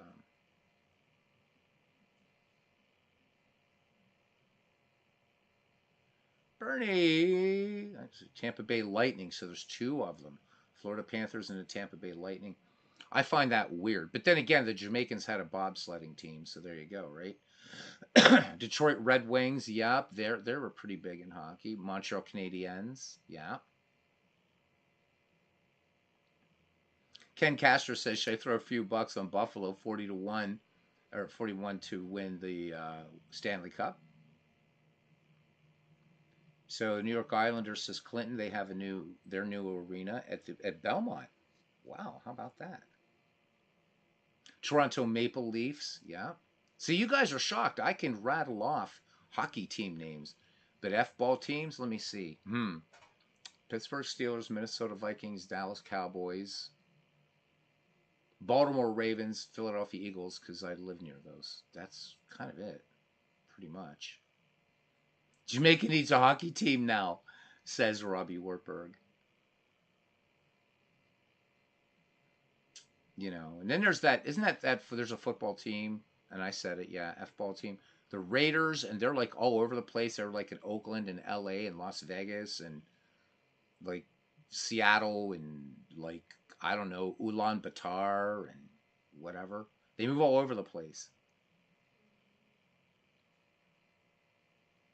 So in Pennsylvania is weird when it comes to F-ball because it's mostly Steelers in Pennsylvania. It's mostly Steelers, except down here, obviously, it's and those two hate each other. Um, that's where the Pittsburgh Philadelphia rivalry is not in baseball; it's in F-ball. The Pirates and Phillies don't hate each other, so they're fans. We're like, yeah. So Pirates fans, when the Phillies are in the World Series, we root for the world. We root for the Phillies because they're the Commonwealth. But you'll never see like an Eagles fan root for the Pittsburgh Steelers if they're in the Super Bowl. That's never going to happen. Never going to happen. Texag says, "Yep, everybody in Oakland has to leave." Apparently, they don't have. Is Oaktown going to even have a professional sports team? Right? Because the A's are moving to Vegas. The Raiders aren't there anymore. What do they have left? Do they have a basketball team? Yeah, Dwayne says Jamaica has bobsledding, so why not a hockey team? Sure, why not? Let's have one for Ecuador too while we're at it. No John Candy to coach in Jamaica anymore. How about it? Golden State. Isn't that a basketball team, Golden State? Or am I wrong about that? Because I don't know basketball. Pennsylvania has one basketball team. They used to have two. There used to be an ABA, right? And Pittsburgh used to have a basketball team, and now it's just the 76ers. And let's see, basketball, I know that there's the 76ers, Chicago Bulls, the Detroit Pistons, the LA Lakers, and I think there's the LA Clippers as well, which nobody follows.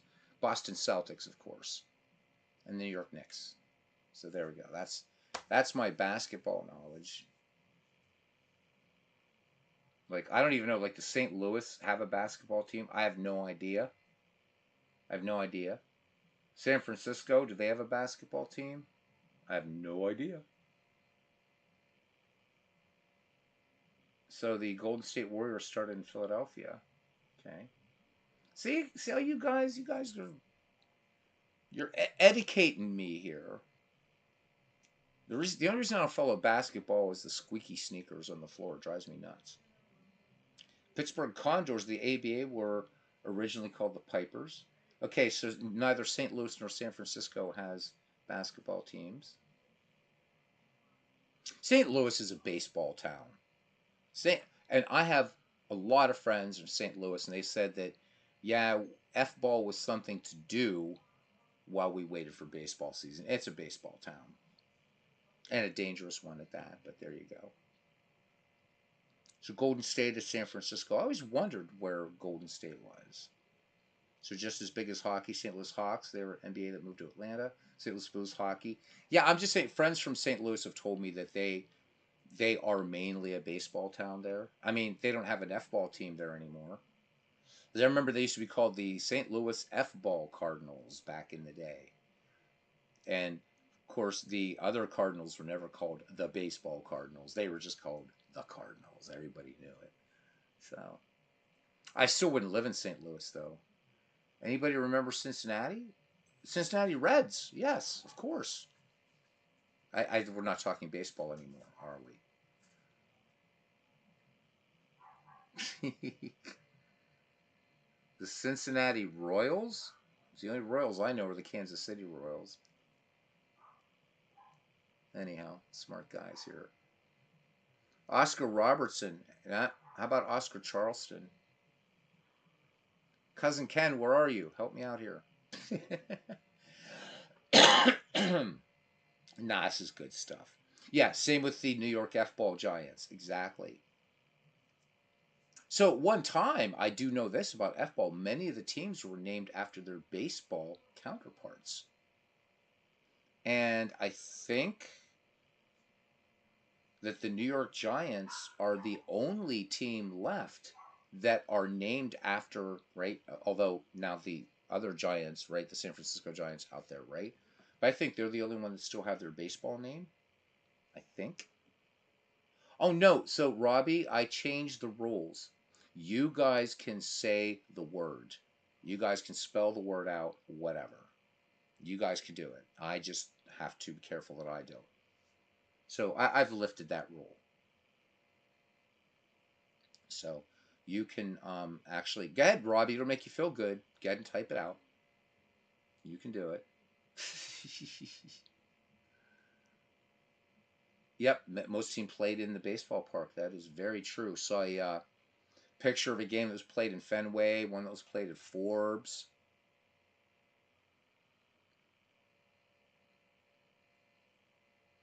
Saw them in Hartford. Yeah,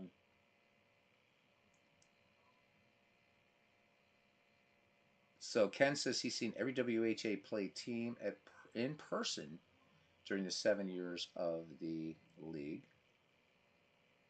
I guess that's women's hockey. Is that what we're talking about here?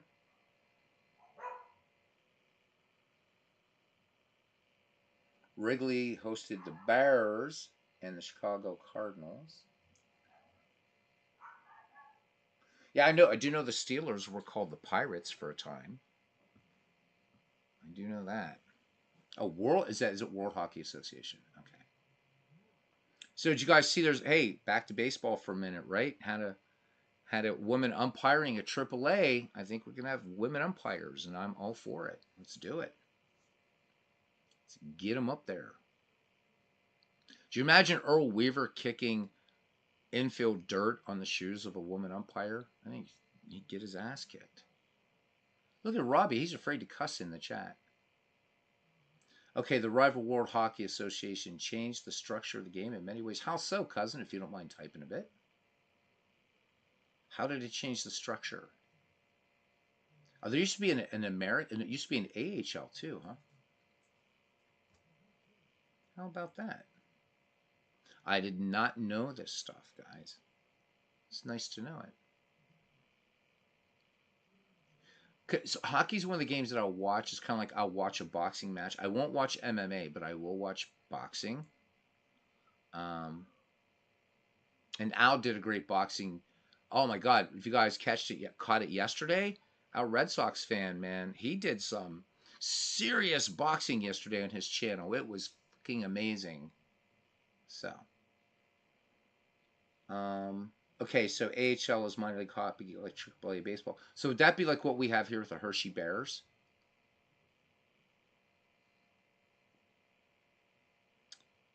Financial status, allowing players to move more freely, etc. Okay, all right. All right, Texag's telling me that the AHL is still a league. Because I know we have the Hershey Bears here, but I don't know. I know they won it all last year. So I guess maybe are they a AAA team? I could look them up, I guess. But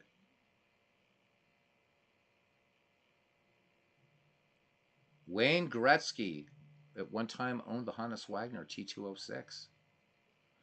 And the only reason I remember that is because David Copperfield did the illusion of tearing and restoring that baseball card. So I do know that. Ken says he worked on a book about the WHA some 10 years ago, never finished it.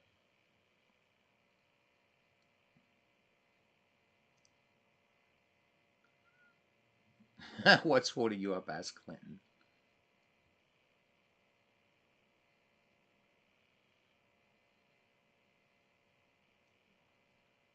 So a saint never calls himself a saint, Robbie. So you just disqualified yourself from sainthood. And besides, your church doesn't believe in saints. So how can you be a saint? Unless you're a New Orleans Saint. There's another F-ball team I know, the New Orleans Saints. Because a drummer I was in a band with was a big Saints fan. So, Robbie, let's say you're a good guy. Hey, you meeting any chicks in school online, by the way? Gotta ask you. Hershey Bears are AHL. Okay, because, yeah, they won it all last year, apparently. And that's a big thing here in the capital of Pennsylvania. The Hershey Bears are huge here, man. So, used to be an older basketball team in New Orleans. La da da da, I'm loving it. It's 1 a.m. and I haven't had dinner yet. Can you believe that? Oh well, it's all good. I'd rather hang with you guys for a little bit. Till everybody starts dropping off, then we'll close it down.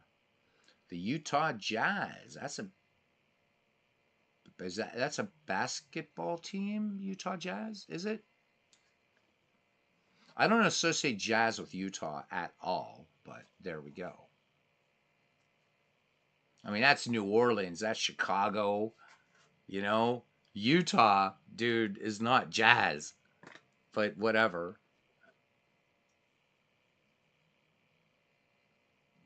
Pistol Pete played in the Jazz in New Orleans.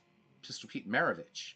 Isn't he the guy that's in the Basketball Hall of Fame that some people say shouldn't be in the Hall of Fame, should not be in the Basketball Hall of Fame?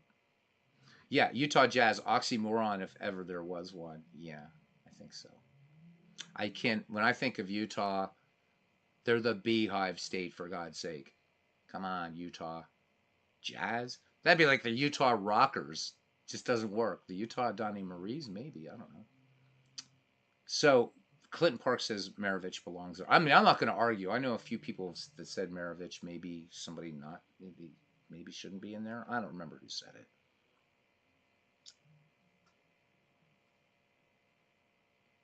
The Basketball Hall of Fame is also college? I didn't know that. I should hope you are, Robert. Undergrad work is easy, dude. I forget what you told me what you're majoring in now. Clinton is going to the Basketball Hall of Fame in 2 weeks. Massachusetts game, am I correct? Invented by Dr. James Naismith, I believe, in 1894. Is that correct? Hannes Wagner was a huge basketball fan, and Ty Cobb hated it. So another big difference between Cobb and Wagner. Wagner played basketball in the offseason to stay in shape and loved it. Oh, you're going to see Chaz Palminteri. I just watched A Bronx Tale the other night. I love Chaz Palminteri. Follow his YouTube channel. Chaz is amazing. I'd love to meet Chaz Palminteri. I seriously, like, I want to meet him almost as much as I want to meet Sir Paul McCartney and Sir Richard Starkey. I would love to meet Chaz Palminteri. Amazing dude. Excellent actor. What a gentleman. Is he doing his one man show there? Oh my God. Oh man, I wish I could go. Chaz Palminteri. Bring a flak jacket.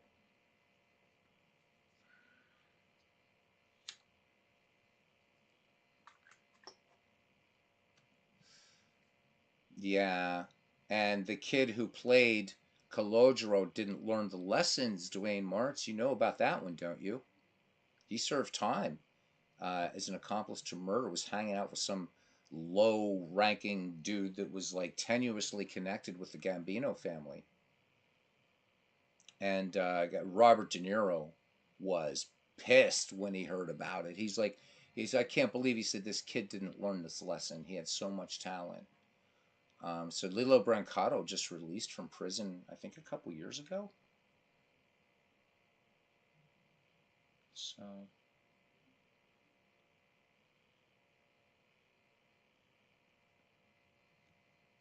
yeah, Yeah, I love that movie. And going to see Chaz Palminteri, man, wow. I just love. He's one of those people I could just listen to.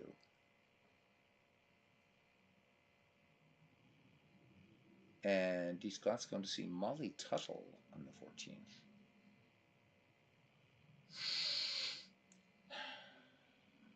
6 foot Italian hostess at his restaurant.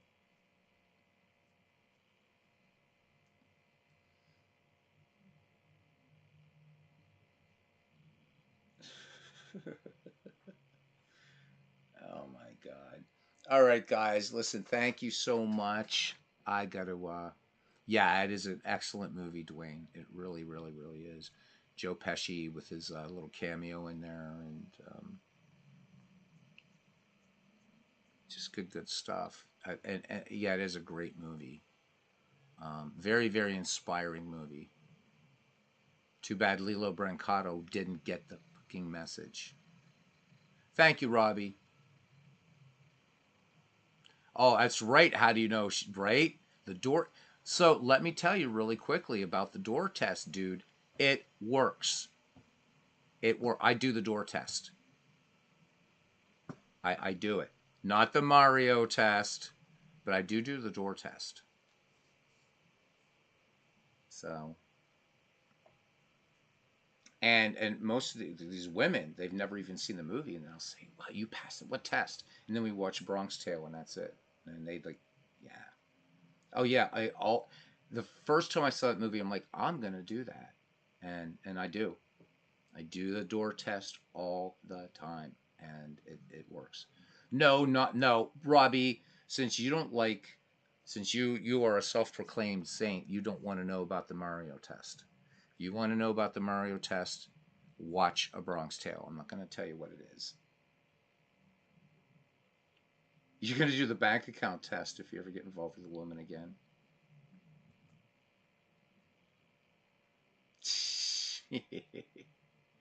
You kid, maybe. Oh my God. Yeah, Robbie, if it, you just you know what, if you can get past the cursing, it's really really a great movie, A Bronx Tale. So yes, it does work. Yep, it definitely does work, Clinton. You and I are 1,000% on that one, my friend. If a woman, if she fails, yep, dump her. Right? What does Sonny say? You dump her. He said that's just the tip of the iceberg. She's greedy. Blah blah blah. She's selfish. Whatever. And she's from the Bronx. Yeah.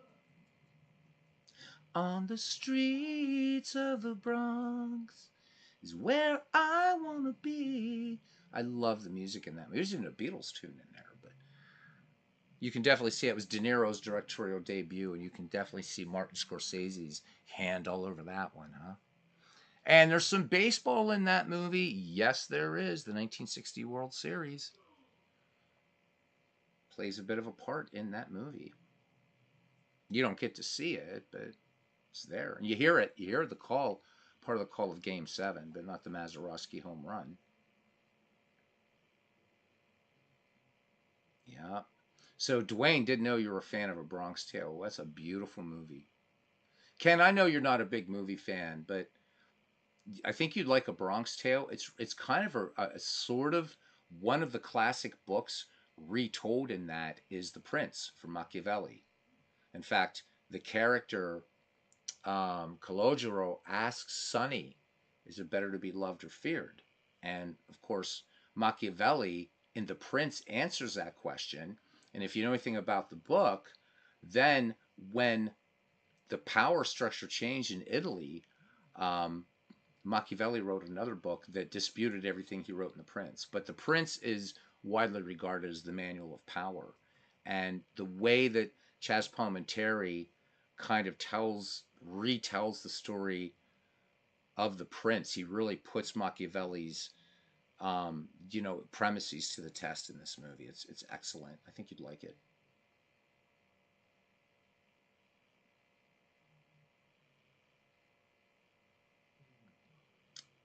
The funny thing is the horse races at Aqueduct. Oh my God, right? Eddie Mush, right? So the horse Kryptonite is ahead by how many leagues? I think you'd love it, Ken. It's really a superb movie. And Robert De Niro does not play a gangster in this one. I like Palmentary and everything he's done. He's excellent.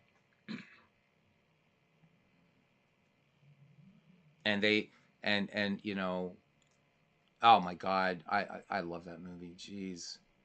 Yep, both excellent movies. Mulholland Falls and Usual Suspects. Yeah. Chaz is a superb actor, and that man can write plays. Oof. Remember you telling me about the door test one time, but it's harder for it to be applicable now with automatic door locks.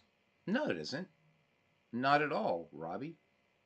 The the person that I'm seeing now, automatic door locks in her car, so I'll let her in like on her side, and she reaches over, or if I'm driving, whichever, and she reaches over and unlocks the door.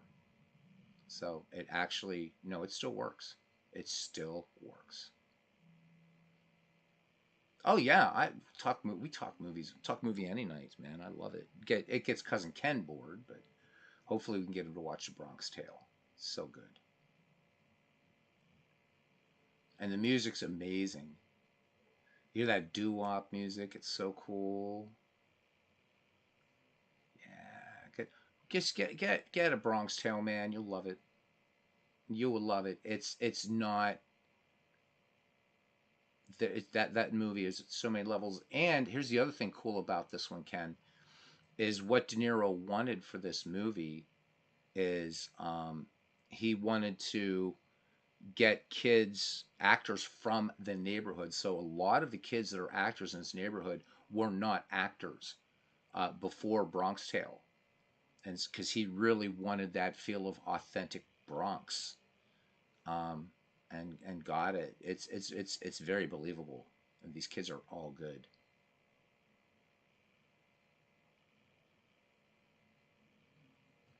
So Carlos, for me, most of the time, but I'll tell you a TV show that I've binged many times is Sons of Anarchy, which is a retelling of Hamlet, but in a motorcycle gang, and it is truly Shakespearean in scope. I love Sons of Anarchy, and I'm about to start another run through of it. It's one of the most amazing series I've ever seen.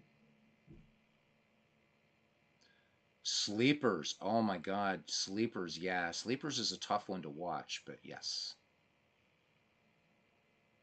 Binging The Witcher right now, yeah, good luck. There's not going to be much more Witcher to binge.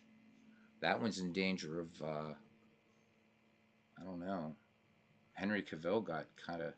You've never seen Sons of Anarchy, Carlos? First couple episodes seem predictable, but as it goes along, it's Hamlet. It's Hamlet,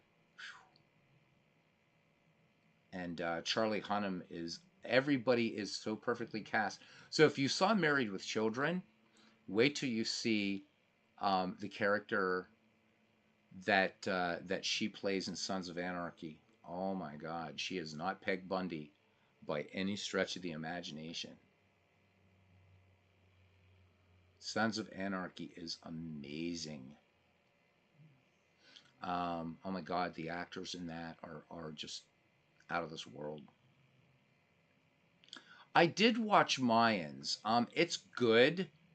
It's not Sons of Anarchy. I mean, in fact, they had to bring in what they brought in Chibs, like he did like a cameo and a few other guys, but in Sons of Anarchy, man, you've got Ron Perlman, you got Charlie Hunnam. Uh, oh my God, there's just so many. I mean, and the guest actors on there. You got some really serious talent, and yeah, but Mayans was good. It didn't grab me. What I'm waiting for is for Kurt Sutter to do the first nine, Dwayne.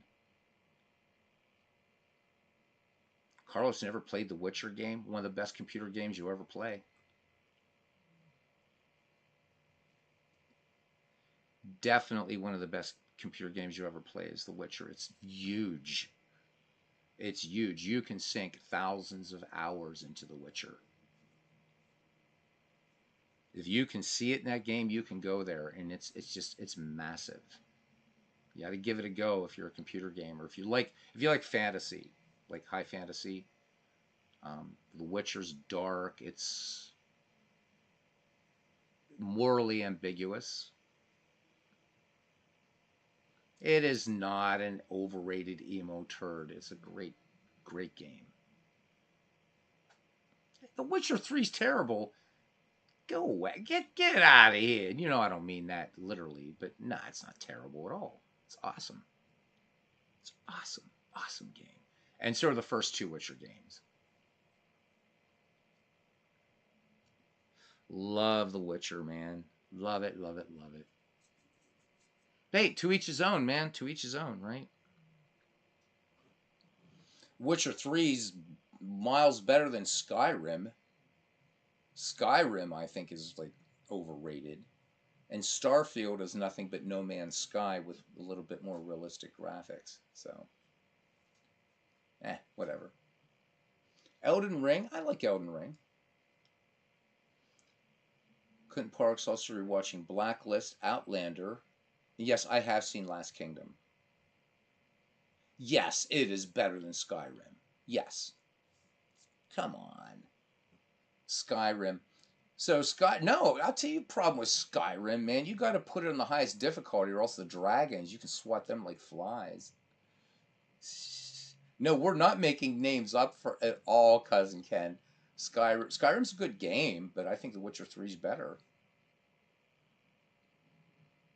Witcher 3 is open world, Robbie. It's huge. It's a huge game.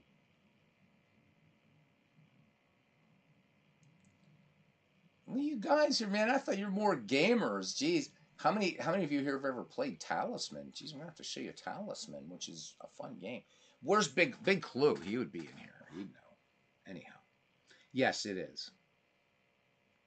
There's romancing in the books, in the Witcher books, World's Worst Gamer. The Witcher 3 might have introduced the game franchise, but if you read the books, yeah, there's as much sex in those books, if not more, than Game of Thrones, actually. Carlos Yaz is going to stick with Banished. Good game. Yeah, you guys are getting lost. Well, Robbie, I'm going to warn you, though, about The Witcher 3. It's not, it's an R-rated movie. You better make sure your folks are good with it. It's it's an R-rated game, bordering on NC-17. So I don't know. I don't know if The Witcher 3 is your cuppa or not, but it's great. It plays beautifully. I never saw Breaking Bad either. Never saw it, and never saw Stranger Things. Not a big TV fan, actually. It's got to be something really special for me to watch to stay with it. In fact, I'm ashamed to say I've never seen The Sopranos. I've never seen The Sopranos. Um, Game of Thrones was awesome until the last season. Then you want to talk about a turd? It was a turd. That ending was a joke. One show was highly rated, couldn't get it. See, I never watched it, so never saw The Sopranos. I do want to see it. I heard it started out as a comedy, but then it got serious as it went along. So, besides, I'm a big fan of Lorraine Bracco, and she's in it, and you know, some other good actors in there. Well, yeah, I'm a mob. I love mob stuff, so I do have to see The Sopranos. Absolutely. All right, yeah, Clint, we're gonna shut it down here anyhow, buddy. The last episode sucks. Yeah, well, I know that he gets whacked, but yeah, I'm gonna. But I guess I have to subscribe to HBO to see The Sopranos. So, oh yeah, they hurried everything up. That last season was like, come on, really? I tried Twin Peaks. Not a fan. Not a fan. Not a fan. Oh, really? So you don't know if he gets whacked? Okay. Well, now I'd really have to watch it. All right, be looking for it, Clinton. Anyhow, guys, we're past the point. I'm going to try to get as many as you can. Thank you to Clinton Parks, our professor, to Dwayne Martz, our streaming demon, D. Scott Howard, the animal whisperer, to Carlos Yaz. Thank you very much. Robbie Wartburg, always good to see you, buddy. Best of luck to your Rangers in the postseason. The heart and soul of our channel, cousin Ken Castro, lost though he is. Let me see. 19th century tomorrow night, cousin Ken, after the Phillies game, hopefully. Mike Silva was in for a while. Thank you, Mike. He's long off to bed. Taunt B also off to bed. Thank you, buddy, for coming in. Thank you for all. Man, we had 15 people in here at one point. Thank you for you lurkers. Bernie Strom. Thank you, Bernie. You're the man. Tex Ags. Awesome, awesome, awesome. And guys, I didn't get everybody because this doesn't take me all the way back. All right, everybody take care. And yeah, I know I will be. First one is going to actually be a board game, World's Worst Gamer. It's going to be Talisman. That'll be the first non-baseball game on here. If Al can do it, I can do it too. Yeah, Al's a bigger channel. He can get away with it more than I can. But I promise you guys, I'll announce it. Will say non-baseball. You'll see it. If it says Talisman or Age of Wonders 4, you'll know it has nothing to do with the 1913 Senators. But yeah, Talisman will be the first one coming up. All right. I think I got something from somebody. Yeah, Al the zombie killer. No, I know, I know. I watched him play Guns, Gore, and Cannoli, and yeah, I love that Al does those things. And I'm not doing that to copy off of Al. I've wanted to do that for quite a while anyhow, so why not? All right, guys, see you around the batting cage tomorrow night, tomorrow afternoon, October baseball. Love it and live it. Take care. Good night, everybody.